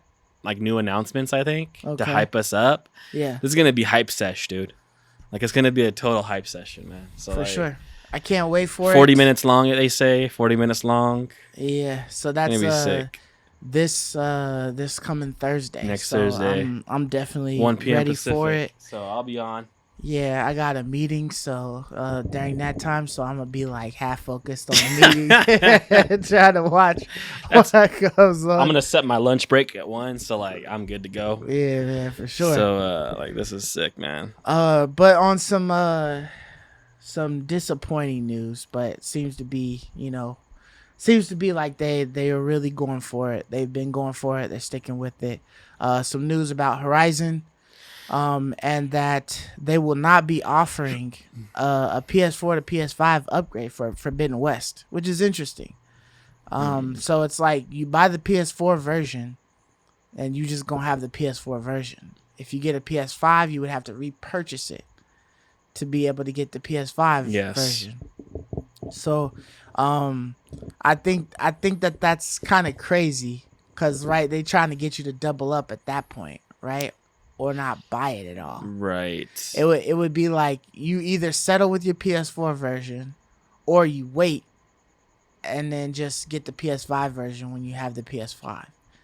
I mean, unless you really don't care. I mean, I guess at this point I would have to see what is the graphical difference of the game and what things aren't in it. I mean, we already know that with the PS5 version, they're gonna have the DualSense going, you know, full force or whatever, you know, being able to feel grass and shit between your toes and your hand. Right. So and the water and stuff. Yeah. So the water as it brushes across the back of your head, you know, that type of intricate. My controller's gonna let me feel the back of my head. Yeah. Sick, dude. It sends a little electro stimulant to make you shiver down your spine when something happens. When the cold wind hits my wet skin. It gets hot, so you start sweating when you feel the heat in the desert, you know. But I mean, it's interesting. That means that for sure this bitch is gonna be $70. Like that's gonna be the price of the game. Yeah. So you're gonna have to catch it on some type of a sale or something to get it for any cheaper. Oh, this is for sure 70. They're doing that $10 deal. Yeah. So a couple things here. Okay, and like, so this for certain is like what you said. If you buy the PS4 version and you get a PS5 later, you have to rebuy it. Well, you'd be able to play the PS4 version on the PS5. But if you wanted to use the power of your PS5, you had to rebuy it. Stuff and the graphic, the graphical upgrade or whatever. Yeah, you got to buy that whole thing So, over again. At face value, this looks like a money grab, right? This just looks like a bad consumer decision. We talk about Sony doing this all the time, making bad consumer decisions.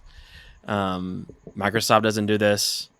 Microsoft, for one, sells it for you at $60, and it's playable on all devices everywhere. Yeah. So Microsoft's a little better at this. However, what makes this really rank to me, okay, first and foremost, if you buy this on the PS4 and you play it all the way through, I don't think you're going to really need or want. I think many of those people don't have a need or want to buy it again because you've already beaten it and you've already played it all the way through. Yeah. So from that perspective, I can understand Sony's reasoning there. It's like, well, if you bought it for the PS4, you're not going to rebuy it for the PS5 because you're not going to play it through again. Yeah. You've already done it.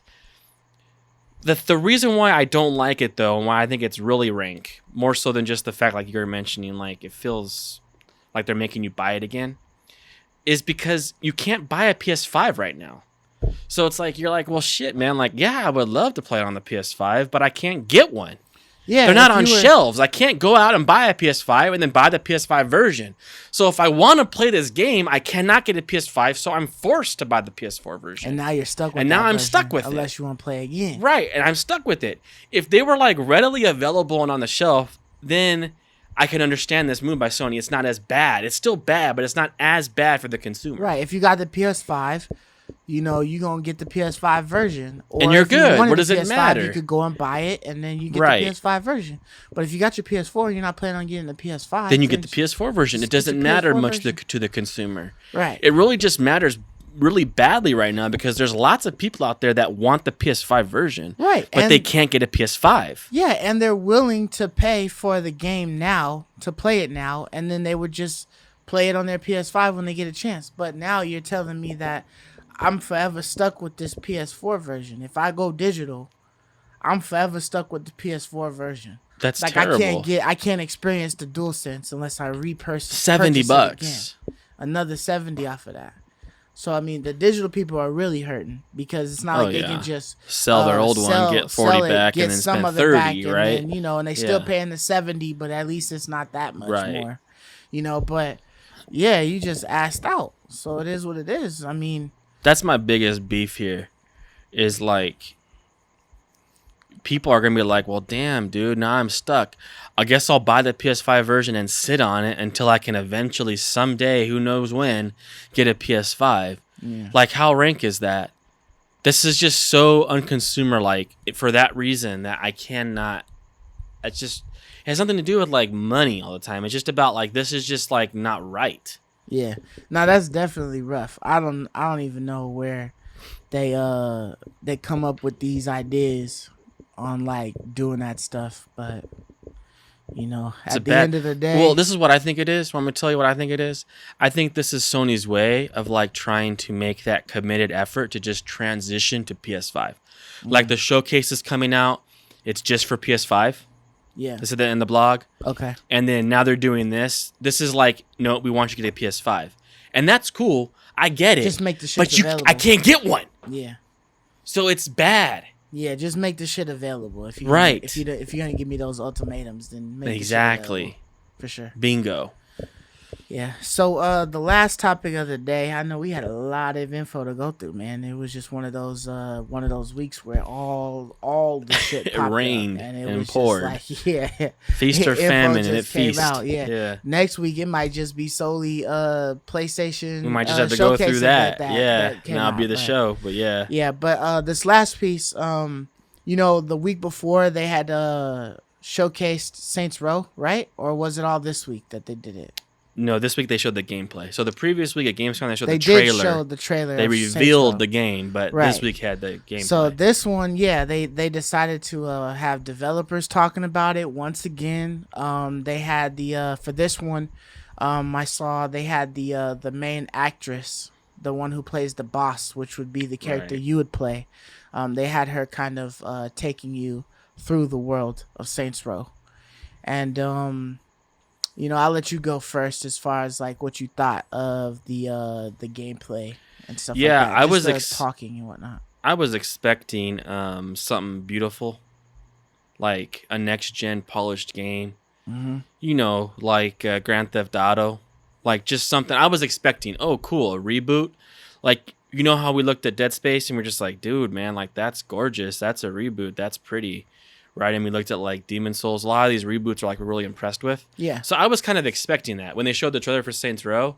I was like, okay, I'm looking forward to seeing gameplay for that someday because I think it's going to be like a really next-gen polished game. And then we saw gameplay this week, and in my opinion, man, it looked like Watch Dogs 2. Like, it just looked like a Ubisoft game from 4 years ago, like in my opinion. Like, it didn't look anything special. Like, it looked very mundane, pretty standard open world. Even the characters all reminded me of like Watch Dogs 2 characters. Like, look at this. No, that's old. Yeah, that's old. I'm like, dude, if that's the game, that's horrendous. Like this video I'm watching. But like the characters, they're all like millennials who are like just graduated from college and just trying to get money to pay off. I'm not kidding you. This is what the developer said, to pay off their college loans. And I'm like, dude, like that ain't Saints Row that I remember. Like I remember like crime syndicate, like organized crime. Like these are like lifelong gangsters, people that have been in the biz, like Right. This just felt very, millennial-ish and kind of a joke. And so I wasn't too happy with it, man. Like I do want to see more, but I wasn't happy with it. I thought the characters were not that well written. That what character interaction they did give us in there. I thought I was like, this isn't funny. Like they're trying to be funny, but it wasn't that funny. The dialogue they had between characters, and then like I said, it just didn't look that great to me, dude. So I don't know, man. What did you think? I agree with you in some aspects. I do agree that in a lot of the footage or whatever that we saw, it definitely didn't seem like extremely next gen. It to me it looks good, but it looks good for like PlayStation 4, Right? Or like Xbox One, type of thing. Right. So I mean, everything wasn't looking too real. The trailer looked better than the actual gameplay, exactly. because things looked really good in the trailer. This looks just and then so in poor to the me. gameplay, it seems like it's a little bit of a downgraded quality, but Yep. it did say that it was pre-alpha footage, Okay. gameplay footage. So maybe there will be some type of a graphical update later or down the line, or they're just working on things, and they just wanted to get some stuff out there to showcase. Let me ask you this, bro. This is Like, supposed to come out next year, so it shouldn't be too far off from the graphic quality. If you didn't know don't what think this that was, like you had no idea that this was Saints Row gameplay footage, Uh-huh. and I said, "Hey, yo, check out this new game coming out. Just watch the trailer." Like be honest. Like, don't you think like your first guess? And I was like, okay, guess what game that is. Like, what is that? The next Saints? Is that the next Watch Dogs? I don't think your mind would ever jump to that's like Saints Row to me. That's like Saints Row. I think your mind would probably immediately jump to like a Watch Dogs. I mean, there's a lot of aspects on it that do seem like Watch Dogs, like a Watch Dogs or clone. some other type of a third person, game or whatever. It doesn't all the way feel like Saints Row, but I think it's because you're used to the characters that have been in Saints Row for so long, and since this is a reboot, they've tried to totally change it. As far as like Why not make a new how game it goes. Why not just make a whole new game then, man? I think at the same time, this You know? is a whole new game. It's just they're doing it in the same type of fashion as Saints Row. So that's why they're calling it Saints Row. But Really? it's a reboot, so it's not the same. It's not going to give you the same storyline, nor is it going to have the same characters. They might give you some Easter eggs of previous characters showing up. Yeah, but wouldn't random it in still this. be like ringing of Saints Row then? Like this doesn't ring of Saints Row to me like almost at all. Like when you look at the God of War reboot, it's a reboot, and you're right, it's different, but you know that's God of War. Because Like the it's combat Kratos. is still, the combat is still brutal. It's still melee. It's still God of War. Yeah, and I think It's that a change this of is still- perspective. It's a change of graphics, but you know it's still God of War. and I think this is still going to give you that gang activity, but I think it's going to be more Like Saints Row was gritty, like GTA, real. I know not 3 was. I'm talking about like the originals. Like if you're gonna reboot it, just felt more like a gritty, real vibe. You know, you just got that gritty, real gangster feel, crime feel. Yeah, but I felt like there was a lot of like over the top that it would give you, as opposed to like a different. It is over the more top. over the I top. mean, You're right. Like Grand It's Theft not Auto would directly give gritty you realism. over the top scenes and stuff like that, but I feel like this would give you like over the top gameplay. Like it wasn't, you didn't have like some weapon that would give you like a One Punch Man type Right. of combo that was just Right. in the game. It's not like this was a modded thing. It's like in the game, there's a glove that you can find that makes your hands really big, and you can just one punch people to death. Yeah. What I'm looking at here, my first thought is Watch Dogs, but my second thought is like Dead Rising, where like you have like these different fun, powerful things you're using, and you're like attacking a group of guys. It's not as populated as Dead Rising, but you know what I mean. Like the combat, as I watch some of these scenes here, is like reminding me of like a Dead Rising game, where you have like a whole bunch of different guns to use. It's kind of like out there. Like I see like you're blowing guys' heads off with a weird gun, or like you're doing this melee combat with this weapon. I mean, Like it's much more over the top. Yeah, like she's there was a lot of dodging and different, stuff. a lot of different enemies and whatnot. I liked how certain gangs had certain special characteristics about them. Like one gang was just focusing mainly on strength. Another gang was focused on like technology and stuff like that. It seems like it's more. They were trying to go more modernized or whatever with the game, and It's more trying like to make it hipsterized. It's like a more hipster like game. relatable in a sense. I mean, I honestly, I'm not opposed to the direction that they went as far as the characters and trying to give it a different look.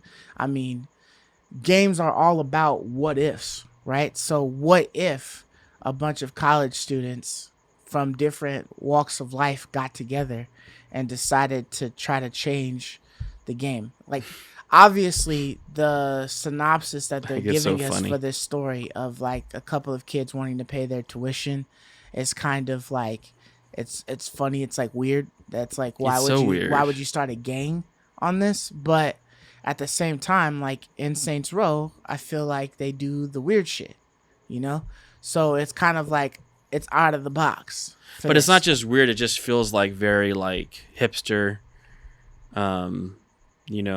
millennial. It doesn't feel like. It just doesn't feel like Saints Row at all. It just feels like it just feels like a new game. So my first thought is like they're hijacking the Saints Row name just to collect on it, and they really just made a new game. You're right. That could be very well what it is. You are right though that Saints Row is generally more outrageous gameplay than GTA. But it really was. It was gangsters and like more gritty. This is not that at all. And so I'm just like confused, where I would have just rather him revealed like a new game, a new IP. Like here's a new IP, because I don't think anyone would, even if let's say they gave us a new name and it was a new IP. I don't think anyone would go, that looks a lot like Saints Row. Did they just steal from Saints Row there? I don't think anyone would do that, dude. Yeah, They wouldn't risk that. Right, and that's excuse me. That's another reason why it's like a reboot. Like it's almost like a true reboot. Like it's not going in the same path. Like like the truest nature of the name, right? Yeah, like it's not the they've traditional gone on a use of totally reboot, but different- it's like a whole redo. Yeah, Call Yeah, it a like, redo. Yeah. Like I just recently saw this is like off topic, but Wonder Years for that came out on Right. ABC. Right. They've Right. totally like I changed know it's all Wonder different. Years. Right. So that's interesting. It's like it's giving you a different show now. So it's not like, taking was it Roseanne or whatever, and they just older, and then they giving you, just what they do now, being older. You know what I mean? It's a whole nother show. It's like a whole new generation of people that will see this, and that will be Wonder Years. This will be Saints Row from now on. Yeah. I'm not a fan of that, only because like I'd rather just be a new show, because it's like, for me, that's like taking something I really like. I'll use for an example like Game of Thrones.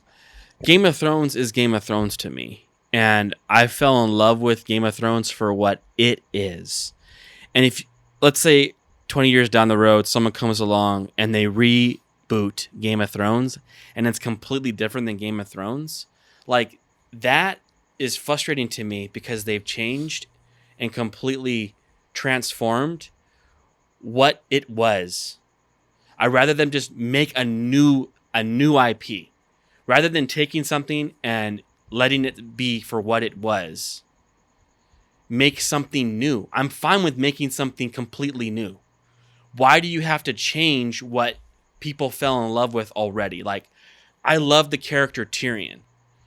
If you come along and you make another Tyrion, and this time he's not a midget, let's say he's just like whatever, tall and loosey and goosey, and that's Tyrion. That's like that's annoying to me because I love Tyrion, and now that's no longer Tyrion. Just calling him Tyrion now doesn't make him Tyrion. You know what I'm saying? I'd rather them just make a whole new story then and change the IP and make a new story. I know what you're saying. That's what I've always wanted, which I'm totally fine. I want new stories. I just feel like sometimes they take these things that are popular and they just take the names to draw in people as a ploy of garnering attention that they wouldn't have otherwise got with a whole new IP. And at that point, right, it's more so about the content. Now it's if that content is good. Well, that matters will most. You enjoy it? That matters most. Yes. The name is the name at the end of the day. It's all about the gameplay and stuff like that and how it's handled. That's that really makes it. Right. Because the game could be, they could keep these names, Project Athia or whatever, and it wouldn't matter as long as the game is good. Like, it will be then known as that. You know what I mean? So if they give us another Saints Row and the Saints Row is actually good, like the gameplay is good, maybe you don't care for the story, but maybe the story isn't the main piece of it. Maybe the world that they've created is the main piece or something like that. Maybe it's just as fun as the original Saints Rows were. You know what I mean? It's just a name at the end of the day. You know what I mean? And yeah, that name holds weight to get you to, hey, look my way. I agree. Gameplay matters big time. I'm just saying, we as people, we fall in love with what we love, right? Like if someone came along and said, "Oh yeah, I know Marcus," and I go, "Oh yeah, me too," and he describes someone like completely different than you, I'm gonna say, "No, that's not Marcus. Well, that's not the person that I." He's like, "No, that is. It is. That is Marcus. It is Marcus, but it's not the Marcus you know." No, but he's saying that it is you. Like, that's what I feel like this is. They're trying to say, no, this is Saints Row. I'm like, no, that isn't Saints Row. It isn't Saints Row at all. Like, that's kind of like what I'm saying. Like, that's my frustration, right? We fall in love with what we love, and we want it to be that when it's called that, right? So that's really, I think, the irk here for me. Not that I think it might. There are some aspects here when I watch this trailer, like I said, like that look fun. Like when she's mowing down all those gangsters and she has like the fun weapons and it's outrageous and there's like a big hammer. Yeah. Like there's some cool things there that I think would be fun. And part of me wonders, like, what if they had just, like I said already, made an IP and showed that? Why wouldn't I still just like that? Now you're not just getting mad at me because you're trying to make me think this is something that it isn't. You know? So. Yeah, so I guess down in the comments below you can tell us whether you like the route that Saints Row is going. Maybe you haven't played any of the Saints Rows before, and this would be the first time entering into that IP. Let us know if that even looks interesting to you. Does trying to go against Sally Mae seem like a good storyline? But I look forward to seeing more about Saints Row and hopefully getting a little bit more extensive gameplay footage. I understand, about the world and things like that and the gangs and stuff like that, but I want to see more about the characters and then how they're going about the weapons and all the things you can, all the ways you can kill people. Yeah, for sure. So, I believe that they're gonna pump out, a lot of information about this, before it ends up fully coming out. I think this one was scheduled for 2022. I can't remember. It is for sure. It is. So yeah. So, it looks almost done to me, as far as I'm concerned. Yeah, it does. They have look a full solid, world there, they have dialogue. It's all done, it looks like. Right. And then, and they said pre-alpha gameplay footage, so maybe that was just, what they had compiled. Right, for this trailer. They've gone further since then. So, maybe we'll get to see that improvement. But, yeah. But, so that is all we have this week for the list of topics. Like we said, stay tuned for that freaking PlayStation news. Comes out Thursday. We probably gonna be recording Friday or Saturday, so we'll be right there to talk about it. That's definitely some exciting news. Maybe we'll get another week chock full of like new information and shit, or maybe there'll be so much to talk about just in that one PlayStation showcase that that's all the episode's about. But yeah, so this was probably like almost 3 hours long.